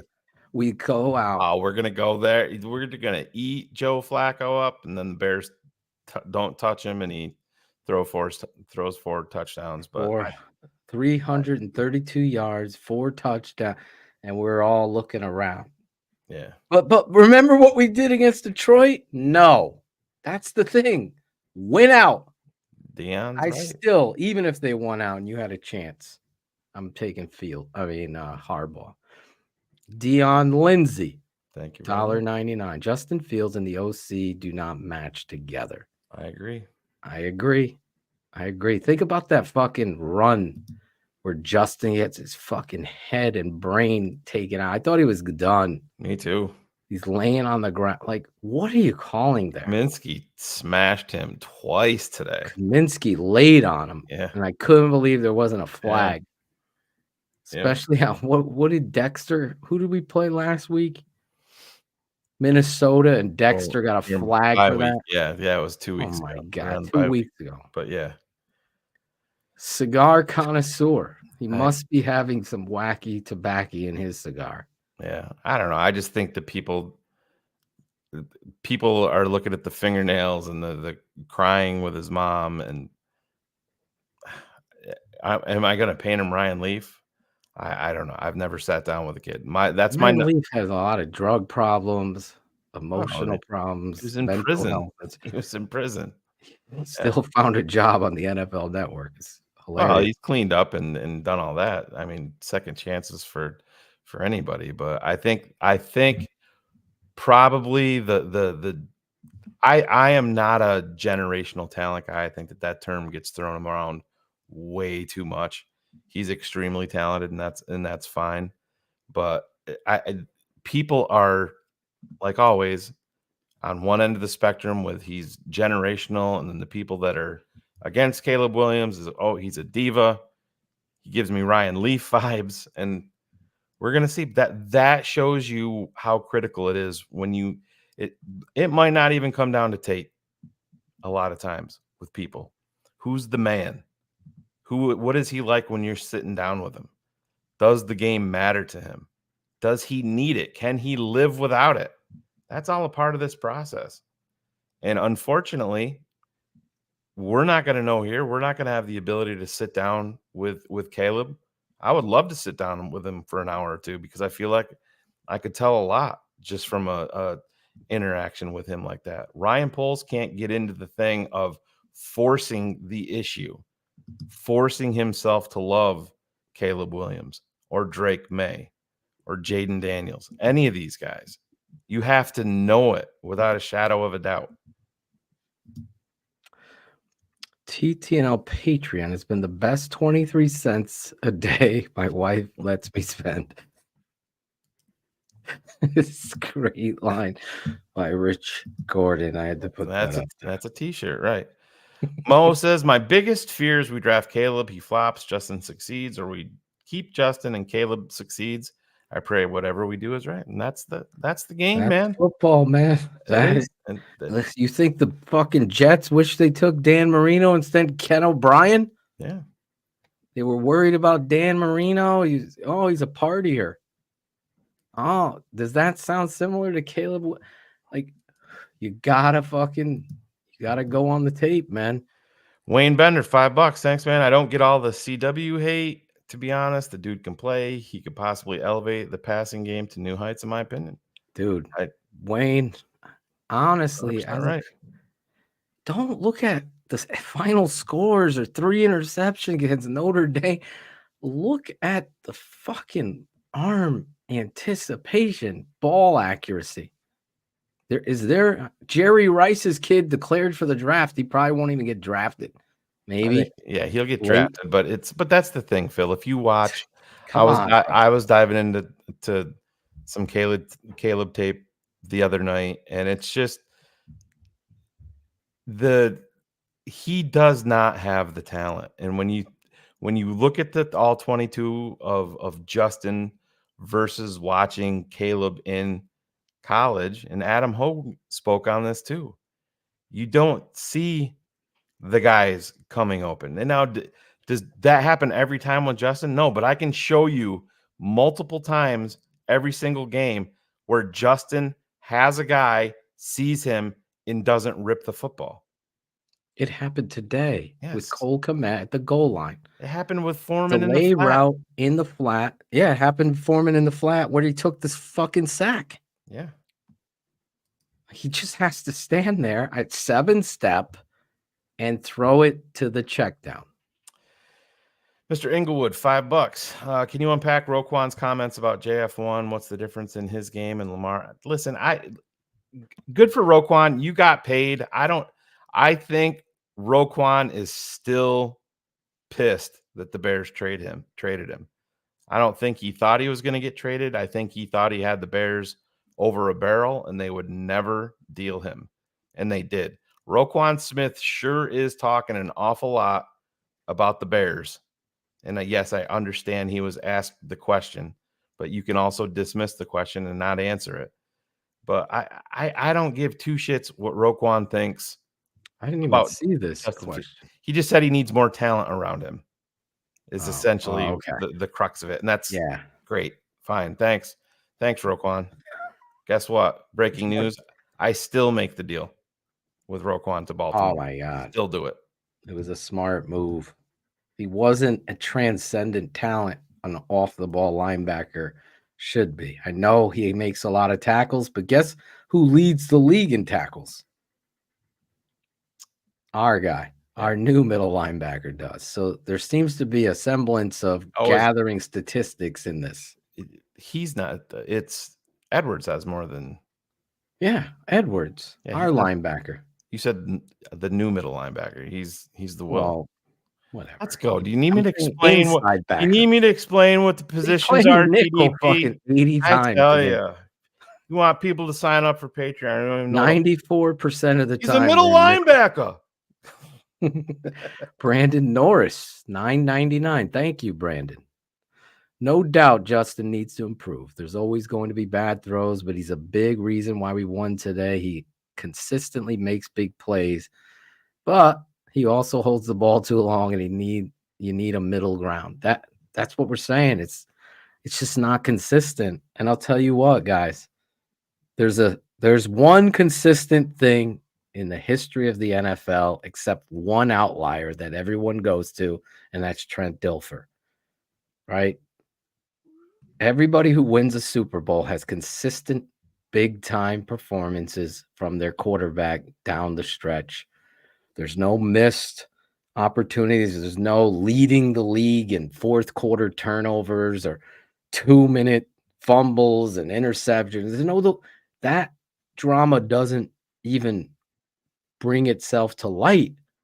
So the Justin Fields haters versus the apologists all resort back to the same story. And the middle line where we are watching tape is that it's too inconsistent right now. Right. So you're proving the point here. The goal is to find consistency from Justin. Now, we've always been on the record on this. I put Getsy the higher problem. But why I put it there, the head coach over him, is because he has to turn around and say, you can't call plays anymore for us. It's the head coach's job. Never did it. After the 24 screen game, he still has a job. Today, you could have lost the game. You said it yourself in your we almost lost momentum there. Yeah. Fucking dumbass play calls. Whose blame is that? Right. 100 Ben Frank. Again, $4.99. I think Justin Fields is not progressing because of the lack of using his strengths over his years to gain confidence. I totally agree. I'm saying this over and over and over again that I can fix Justin Fields to be the point of consistency that you win in an NFL. The same story was written. It was ready. You had Bill Polian calling Lamar Jackson a wide receiver. You heard the same kind of shit going down on Justin Fields by a lot of people, Mike Lombardi included, right? He's not the answer. He's not a good quarterback. There's been so many ups and downs and manipulations of truths with Justin Fields analysts. I say the issue has been the offense that you have him running. You can create around Justin Fields like they have done with Lamar, and all of a sudden you're cooking because the game of football is about determination, blocking and tackling, catching the football, moving the chains. These things Justin could threaten teams. Get them under center. Go to some old school pro sets. 2 backs split behind him. Imagine it. And he's running. Trust me. Right. This dude could fucking blow up and be beyond anything, but we don't get that in Chicago. Don, would you trade Gervon Dexter? Don is back. Noah Sewell and Tremaine Edmonds to keep Roquan Smith? Maybe they still go out and sign Edwards. I don't think they do if they keep Roquan. I make that trade every single day and twice on Sunday. That's what the Roquan trade. That's the you wouldn't have argument. Dexter, you wouldn't have Noah Sewell. So no Sewell. You got Dexter, Sewell. You got AJ Klein in the deal, which was just a throw in. They ended up releasing him. That's fine. But then you signed Tremaine Edmonds and you signed TJ Edwards, and you still saved money. Because I don't want to hear total I'm talking guaranteed dollars. You still saved money. And Roquan's Sweat. Roquan's you can throw Sweat in there too. And Roquan's production is essentially what you're getting out of TJ Edwards. It's fine. It's Don does come back with $10, and thanks for answering the question, Shane. Yeah, that was like an hour and a half ago. But I'll throw it right here. It was he left out his 47 comments about Justin Fields. That was clever editing by me. Yes, yes. Don't blow it for me.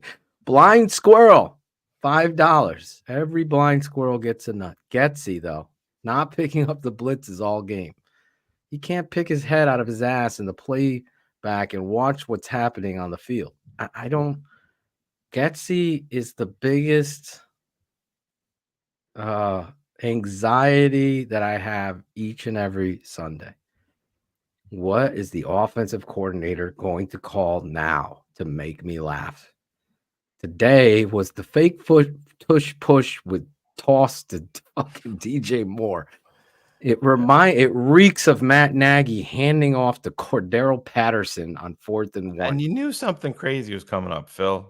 Next, you could feel it because he's out there playing Madden. Brandon Norris, $4.99. Thanks, Brandon. Is it the coach? Is it the coach? Is it great defensive coach, or that everyone is finally healthy on defense? I think Flus has made a difference on the defense. I do. I think it looks like a completely different defense under Matt Eberflus versus what it looked like under Alan Williams. And you have to. Alan was a terrible. Right. And you have to give Matt Eberflus credit there. Can we say that Gervon Dexter isn't developing? He absolutely is. Both of those rookies. Tyreek Stevenson is a different player now than what he was in the beginning of the year. You have to give Flus credit there. is everything developing on offense? And that's the biggest part, guys. There's another side of the ball. And please, please, please just do this for me. Please stop asking if we can keep him as a defensive coordinator and hire a new head coach. That's never going to happen, nor should it. That no coach worth anything is ever going to agree to that. Ever, nor should they. It's not a possibility. Well said, bro. But it's asked all the time. No, I'm glad you said it. We will, Lawrence. Oh, Lawrence. We're going to show a lot of it. If they get the #1 draft, we're going to – last year, we didn't do a ton of work because we always knew that they were going to stay with Justin kind of as a network. We came to that agreement that, we still broke things down, but this year is going to be different. We're going to get into it. Got to be different. And guess what, guys? If Justin is traded, you're going to know then the situation. And I think if Justin is traded, it's going to be well before the draft. I totally agree. New league year starts in what, March 13th, March 14th, right around there. And, the Bears traded the #1 pick. I believe it was March 10th last year. Was it? Yeah, I believe so. Yeah. So, there's going to be Adam Schefter is going to be busy, and you Bears fans, as well as the network. Oh, yeah. Going to be crazy busy breaking down the draft. And we you do have it to like do it. nobody else. Draft mob. Watch the first half, Caleb Williams against Notre Dame, and you see the second half, Caleb Williams. Now, he didn't play gangbusters, but I listened to the podcast with Rick Spielman, and he said the way that he finished the game is going to be way more important to what teams and higher ups want to see, is that he didn't continue the meltdown. And people want to say that he sucks. He had 3 interceptions against Notre Dame. He finished the season with 5. No, I think he had 6 interceptions on the season. I'll give it to you right now. I thought it was 30-5. You're right. Yeah. You're right. He had 30 touchdowns, 5 interceptions, and 3,633 yards. And 3 of the picks were in the first half against Notre Dame. 3 interceptions against Notre Dame. Let's relax and stop listening to these fucking blog boy fake dudes that think they know how to break down tape, that are on every social media service. I don't have to list them. You know them. There's a reason why we go to Patreon, because we don't want to be people were stealing shit from me, taking my audio off of it and using it as their own. It's like, what the have some fucking class and integrity. That's why we do this, just for the truth. And I want to surround myself with good people that know the game of football inside and out. You don't have to have played the game to know the game. I'm going to say that. It helps. It helps. But if you love the game and want to learn, there's no other place to look than Bill Belichick. Never fucking played. Maybe he played Pop Warner. Anyway, ladies and gents, I guess we'll have to wait till the end of the season is over to see what QB we have starting as far as this coaching staff goes. They all should be out of here. I'm with you, D. I think a full court press should be after Jim Harbaugh and the Chicago Bears, and let Jim decide on Justin Fields versus Caleb Daniels and all of the quarterbacks in this draft, free agency, and whatever he wants. That would be the most exciting time in my life as a Bears fan, because I finally know that you actually have a head coach. Like, don't sell me that, oh, great, we got our defense is improving, showing improving. Win out, show me the reality of what you're building. But this offensive coordinator, there's not a person in this room, nobody, that could say, oh, I really love Getsy and what he's doing. No, nobody. Kyle Flynn, $2. Thank you, Kyle. Defense wins championships. Defense travels. I agree with you. Not alone, though. In the big game, Defense is needed to be there. Yeah, it does. Absolutely. It's got to be big part of the equation. I understand. But you also need an explosive, consistent offense to get there. I agree. Very, very rare. If it's Corn not. planter, $2. He's a Commodore 64 guy. That's Phil, right. you play Choplifter on Commodore 6? Hell yeah, I did. Those little fucking people running out of those huts. I had to pick them up with the helicopter landing. Still love that game. Tate and Dev got a special Atari 2600 and up for Hanukkah. You left my comment. I wanted to answer that. Yeah, just do I have I would take Justin Fields all day, every day at any point over Mitch Trubisky. There you go. Not even close for me. I'm with Shane 100. Never would have drafted Mitch in the first place. And neither would have I. Justin Fields' press conference sounds like him trying to read a defense slow and trying to figure it out instead of knowing. Kindy Nicholas, $4.99. Thank you, Kindy. Thank you, Kindy. Justin, DDP. Oh, we already did that. Yeah, we did that one. Kindy, we did. Yeah. Don Edwards, Dr. Phil, accountability. I agree. Got to find it. I think Don likes Justin Fields. I heard that someplace. Justin struggles with acting out play fakes as well. Yeah, that's big time. Even on that reverse. Yeah. Shane, just give a fucking effort. Phil, Dip your shoulder down. How many times I was watching, like I said, I jumped into some Caleb Williams tape last night, and then I was sitting here talking to my son, and the tape ended, and then it went over into some highlights of Tom Brady. And it was specifically focusing on not his touchdowns or anything like that, but it was all on his play fakes.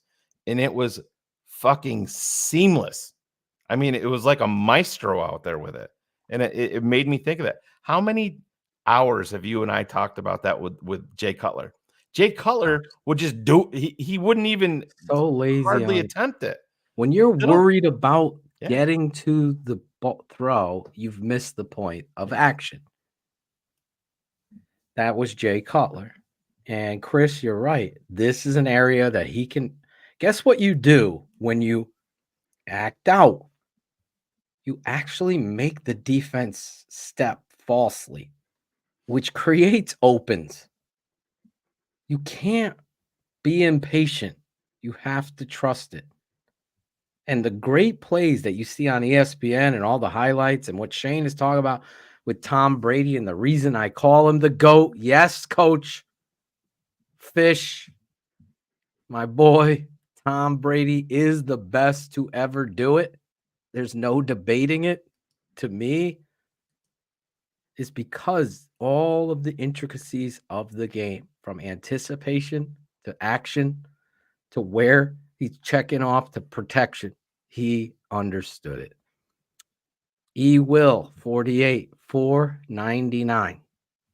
Season's end. Hire Harbaugh despite how they finish.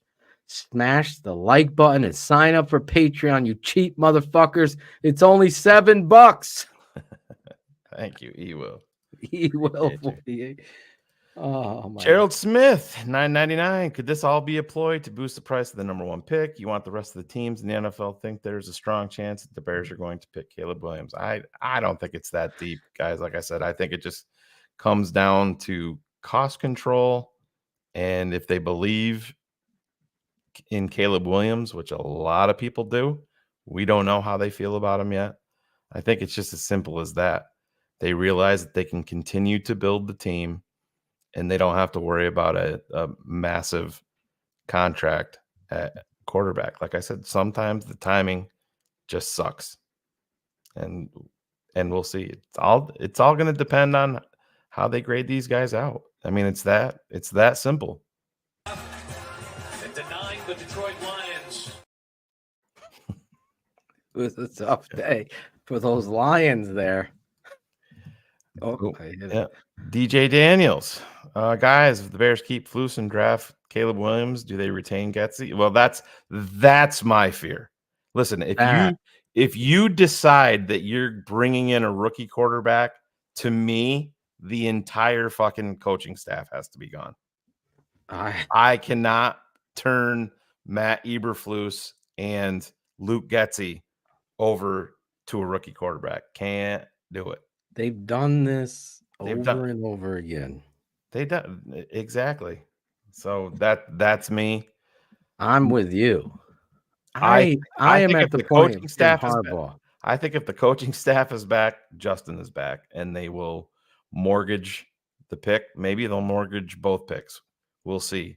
And you'll see draft compensation like we've never seen before. But we're not there yet. It's gonna be easy to see that. But if I was the president, Kevin Warren, no matter what happens, I'd fire them all and get Jim Harbaugh. That's it. Yeah. Gerald Smith. Go I think ahead. Kevin Warren is a shoe salesman. The fact that Eberflus is still here, George McCaskey is still calling shots. His politics. Listen, I think it's okay to be critical of Kevin because we haven't seen anything yet. But I also understand the point in he just got here in April. I think he's going to let everything play out. And he's either going to drop the fucking hammer in a big, big way, or he's going to drop the hammer on a few people. Just because he hasn't fired Matt Eberflus or Luke Getsy in season, I'm not holding that against him when he just got here in April, taking it over. I don't think that there's anything wrong with sitting back. Because listen, if you make a change in season, those guys aren't going to be here either. That's why they get the interim label. Very rarely are you moving ahead with them. So I'm not buying that he's a shoe salesman yet. We'll see. We'll see what happens next. It's a tough situation. Franklin is back. TTNL Carey. are the best Bears coverage. $50 It is, in my opinion. Thank you guys for keeping this up. Great show. Carey keeps on dropping these 50 burgers. We're going to have to call this the Carey Franklin Always Pays Network. Dude's out here dropping dollar bills, y'all. Carey Franklin. Love you. Hope all is well with the fam, Carey. We appreciate you, Carey. Mike D, what do you think Poles will do with JJ? Franchise him, long-term contract. See, now to me, as long as his financial expectations aren't that he has to be the number one paid corner in the league, I'm continuing with Jalen Johnson. I think he has stepped up his game, and that's what you want to see. In worst case scenario, you franchise him for another year and make him prove it again. But I don't want to get rid of a 24-year-old corner over a couple of $1 million when you have essentially you're going to have around $90 to $94 million available under the cap. And one more thing to think about, if they make the decision to go to a rookie quarterback that's cost control for the next handful of years, that's a big benefit right there when you want to extend guys like Jalen Johnson. I'm with you on that one. I think and it's to my surprise, he continues to step up. He did double clutch that one today. If you go back and watch it, I thought at first, but the Eddie Jackson call was bullshit, but that took you back to the 12-yard line. Where was the block in the back? It was almost immediately. He just nudged him. It's a bullshit call. You see it all the time. Yeah, if you go back. But hold on. Before we keep going with these, tomorrow night, jump on TTNL, 8:30, the Super 16 Bowl Show with Chris Zorich and myself talking about all the bowls and the craziness of college football, the awards. Chris Zorich was in Vegas, Shane. Yeah. Mike Stonebreaker, former Bear. He lost so much in Vegas, they took half his jersey away by that picture, Phil. You got to love the hip pads, Chris. Oh, yeah. Coming up. Tomorrow night, we're going to be live. You can see Zorich and me right there, keeping it 100. Zorich here on the network with us. Some of you don't even know. Tomorrow night, 8:30, we're going to be talking all college football. Heisman. Even Chris will be talking a little bit about what went down tonight with the Chicago Bears. I don't know how did you put that little OBJ in? How do you do that? One-handed gaming at $1.99. How do you guys feel about? I like him as a college quarterback. I just don't think he's gonna be. He's not my bag of tea to build my team around.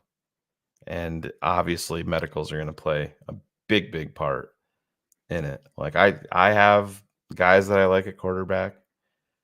If the Bears lefties are different, if the Bears drafted him to be the next guy, I'd probably be a little volatile on some shows and on draft night. But yeah, very good college quarterback.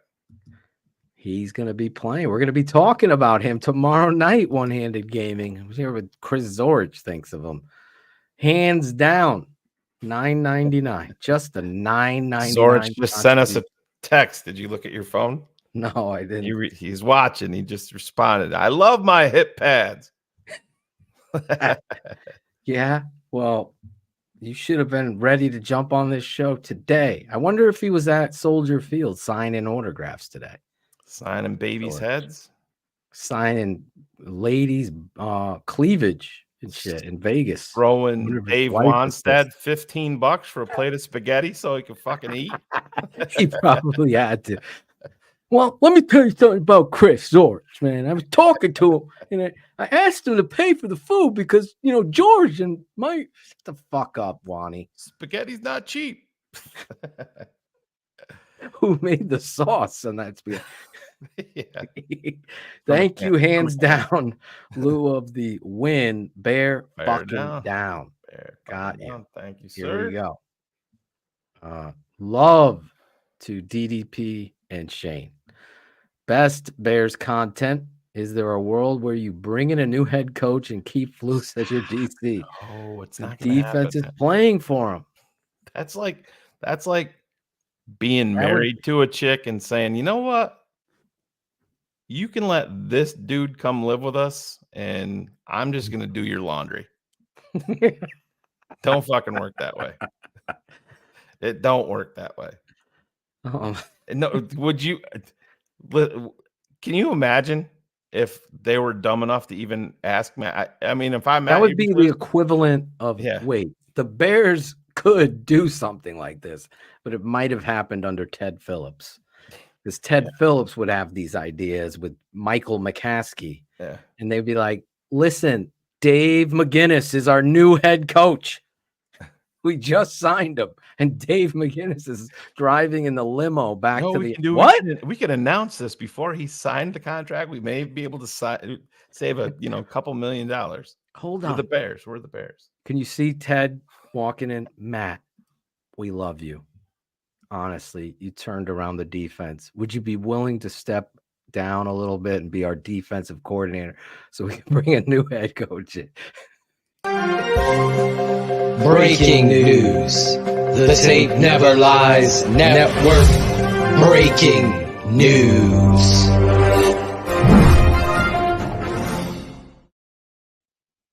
This just in. Jim Larison. There he is. With the almost fitty burger. FGB. Almost. FGB, FGB, FGB, FGB, FGB, FGB, FGB, FGB. Now, is that Green Bay Packers or is Green that, Bay? I don't know. Fuck Green Bay. Then he slips in there. Fuck Greg Braggs. That's I don't know about Jim Larison. I'm a CHGO superstar. You want my autograph? I'm gonna go get a gordita. We're gonna have Greg Braggs on. We should have Jim and Greg on. And Jim brings Steel cage death match. Oh my god. The debate Braggs versus Larison on TTNL would be maybe this year instead of our fight night for draft, it's just Larison versus Braggs.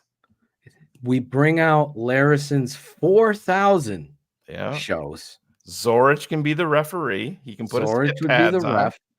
No, he would wear a half shirt though. It'd have to be that half shirt. We'll get him a medium. a medium.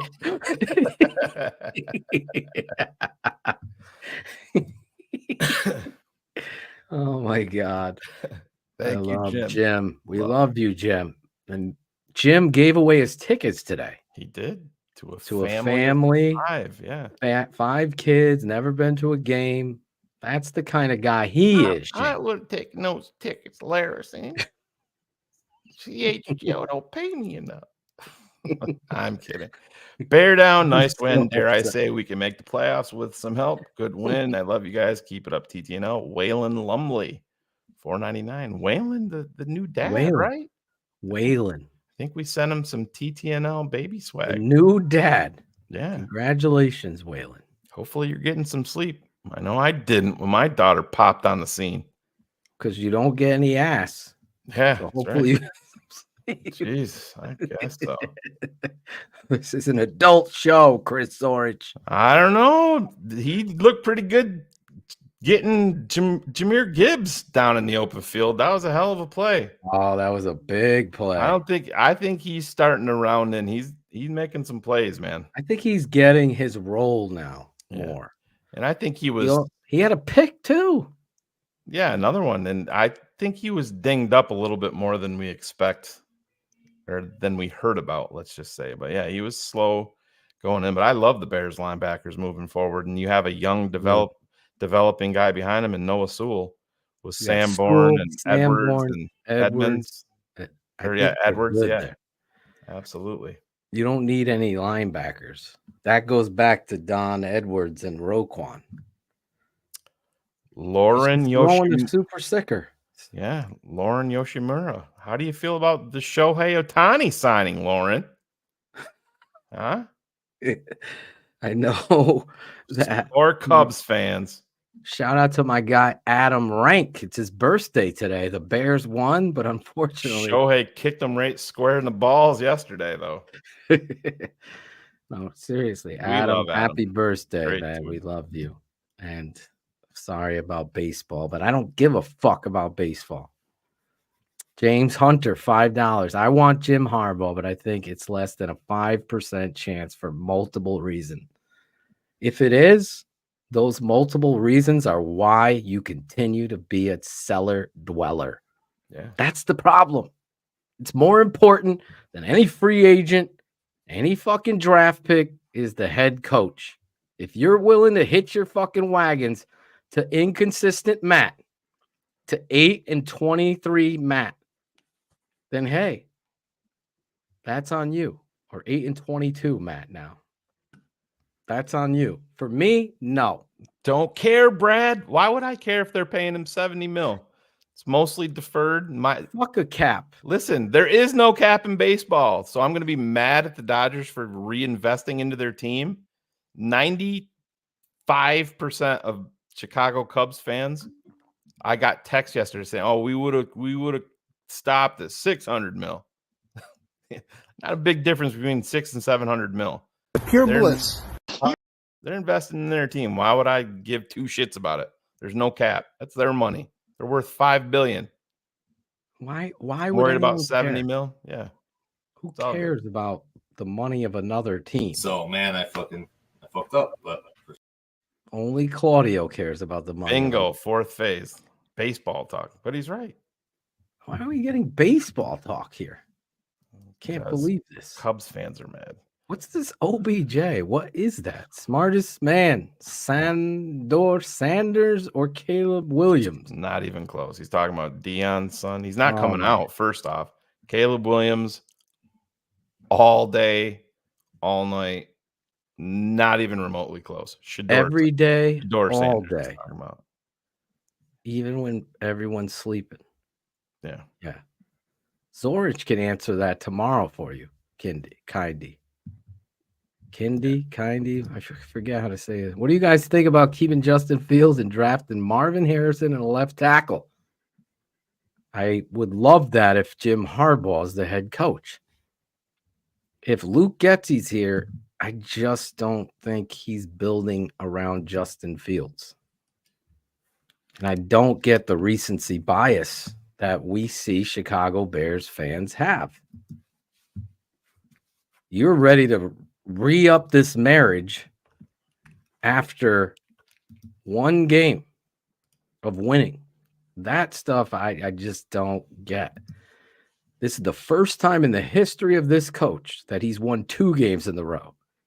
And this is the second time he's defeated a division opponent. Let's tap the brakes on building a future. Their defense is playing great. Let's see how it plays out. Let's see how it plays out. Because God knows they go out there to Cleveland next weekend and get their shit kicked in. What are you going to say then? Yeah. Can't wait till next season. It's like, come on. Yeah, I've been in this position too many times. And Justin's got to be motivated big time. He wants some redemption for that game in Cleveland. We remember what the first one was like, and that's not his fault, of course. Matt Nagy was a mouth-breathing idiot. That was his debut into the NFL. Yeah, you want some retribution for that. Mr. Mayhem believes in Justin Fields. Trying to catch up. There's so many. Yeah, it's over. It's over right here, Gary.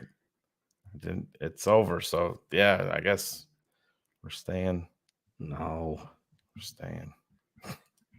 I was told Patrick Mahomes would be that. He's going to be a bust. Just wait and see. Anybody can bet on a 50% chance. There's always going to be outliers, okay?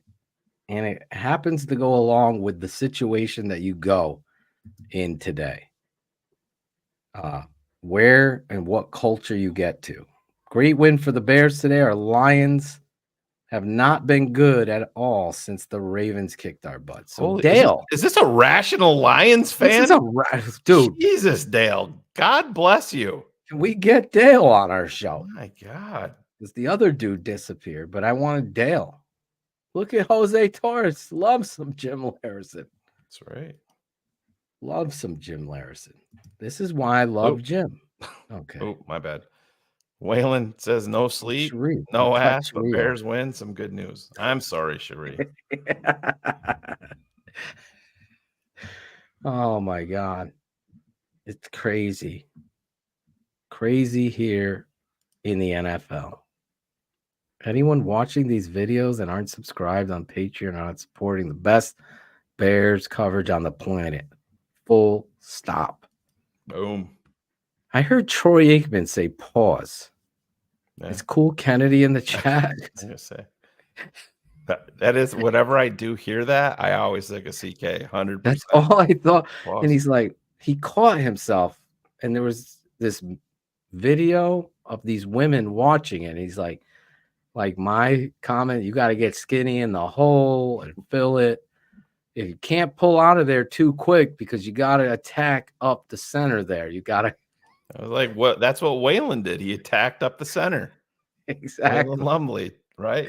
He pull out too quick and he attacked up the center. Good job, Waylon. Yes, this is who we have, Daniel. I was actually talking about Daniel this weekend. We went over to our friends' house. We went bowling and then went to their house, and we were just talking about Chicago because they had never been. And I was like, oh, you got to go. Our buddy Jim Larison has taken us to amazing places, but there's this guy, Daniel. He knows every place you got to see in Chicago. He's the tour guide. The official mustache of TTNL. The official mustache of TTNL. But anyway, Daniel, Cleveland, Arizona, Atlanta, and Green Bay. That's it. Cleveland.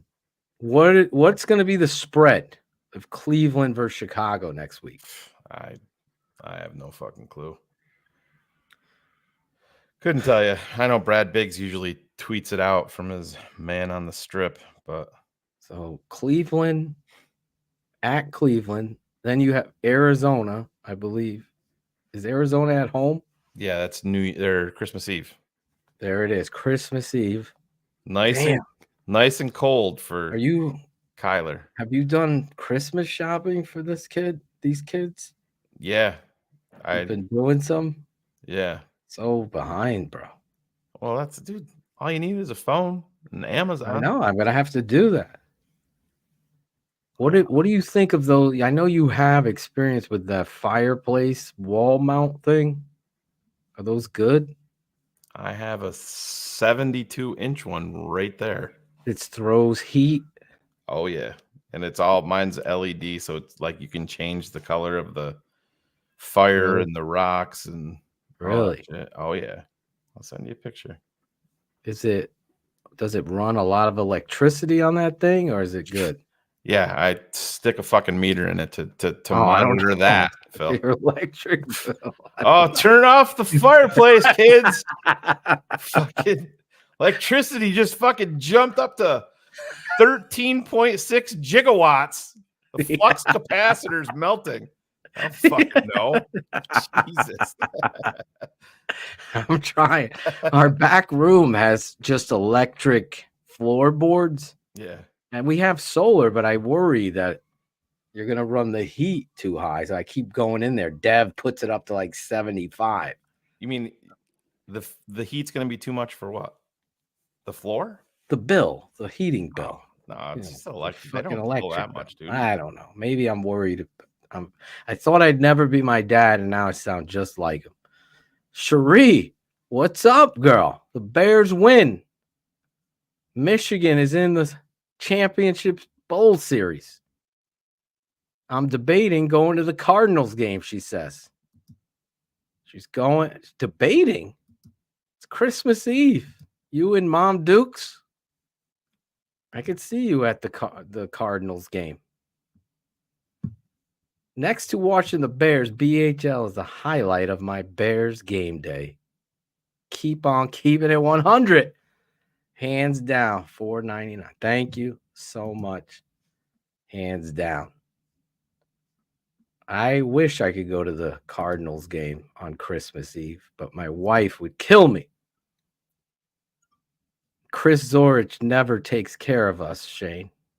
Never cares enough about Shane and Phil. I can't hear you if you said anything, but I could see you're laughing. You're muted or something. I don't know why. You're on purpose. Yeah. I'll subscribe to Patreon so Dad can have warm toes. Yeah. No, I was repeating Mr. Zorich's text. It says, fuck all y'all. Yeah, that's why I saw it pop up on my my Mac computer. No, I was getting a picture loaded up for you if I can just. Is it Jim? Is it Chris Zorich's cutoff jersey? No. Where the hell did it go? Hold on. HL wants to put dinner on a game. I'm thinking he's talking about Michigan, Alabama. See if he feels like losing. That's fine. I'll let him pay for my food. I can't wait till tomorrow night to break it all down and have Chris get after us right there. The Super 16 Bowl Show with Chris Zorich and myself tomorrow night, 8:30 East. That's 7:30 in your time. Say your pledge. Army beat Navy, Ivan. I'm sorry. And Chris and I will be talking about Army-Navy game as well tomorrow night as HL wants to put money up. Alabama versus Michigan. Unbelievable. It's going to be fun. So that's what I was doing. I was taking a picture. That. It's not now, the what's greatest the picture. Chair over here? Oh, I have 2 office chairs. Yeah, that's a nice looking chair. Yeah, I got 2 of those things. But yeah, that's my 1.21 gigawatt electricity fucking smasher right there. Look at that. Fucking Vikings and Raiders are in the third quarter and it's 0-0. Oh. Josh Dobbs, baby. Holy shit. That is a nice looking fireplace there. Yeah, changes colors and everything. Look at that that power cable job down there. I don't have that shit hanging down low, Phil. Somebody did their job there. Shane did his job there. You did that? Oh, hell yeah. That's nice. Nice. Is there a hidden door somewhere in there? Because Larison would fucking build behind that Bears that. flag. You tap it a little bit. Yeah, stay the fuck out of my room is what I say. That's why the chair is there. Keep everybody out. No, my daughter gets in that, and my son pushes it around the room and gets going way too fast. Jeepers creepers. Jeepers creepers.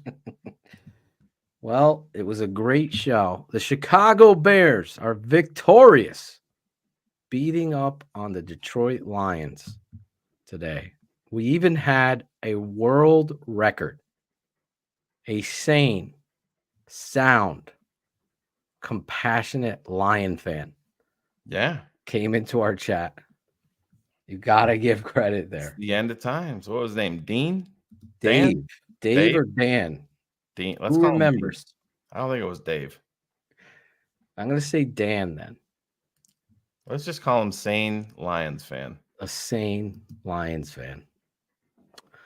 Listen, we'll be breaking it all down this week. Become a patron right there at the bottom.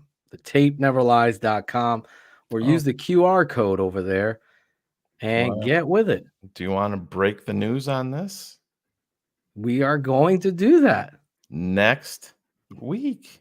We're doing it next week, or might as well do it next week. Yeah, next week. I think this is the biggest game of the Matt Eberflus era. Matt Eberflus era. There will be a live commentary show. We can't broadcast the game, but we can have it on just like everybody else does, and you can see our live reactions to it. And we will talk about what we liked and disliked. That's right. Don't be bullshitting anybody. I'm telling you right now, you can't be. Because it's going to show right up in that film, boy. The tape never lies. You can hear Mom in the background getting that fucking coffee ready. Either it's coffee or she's scrambling an egg. What is she doing?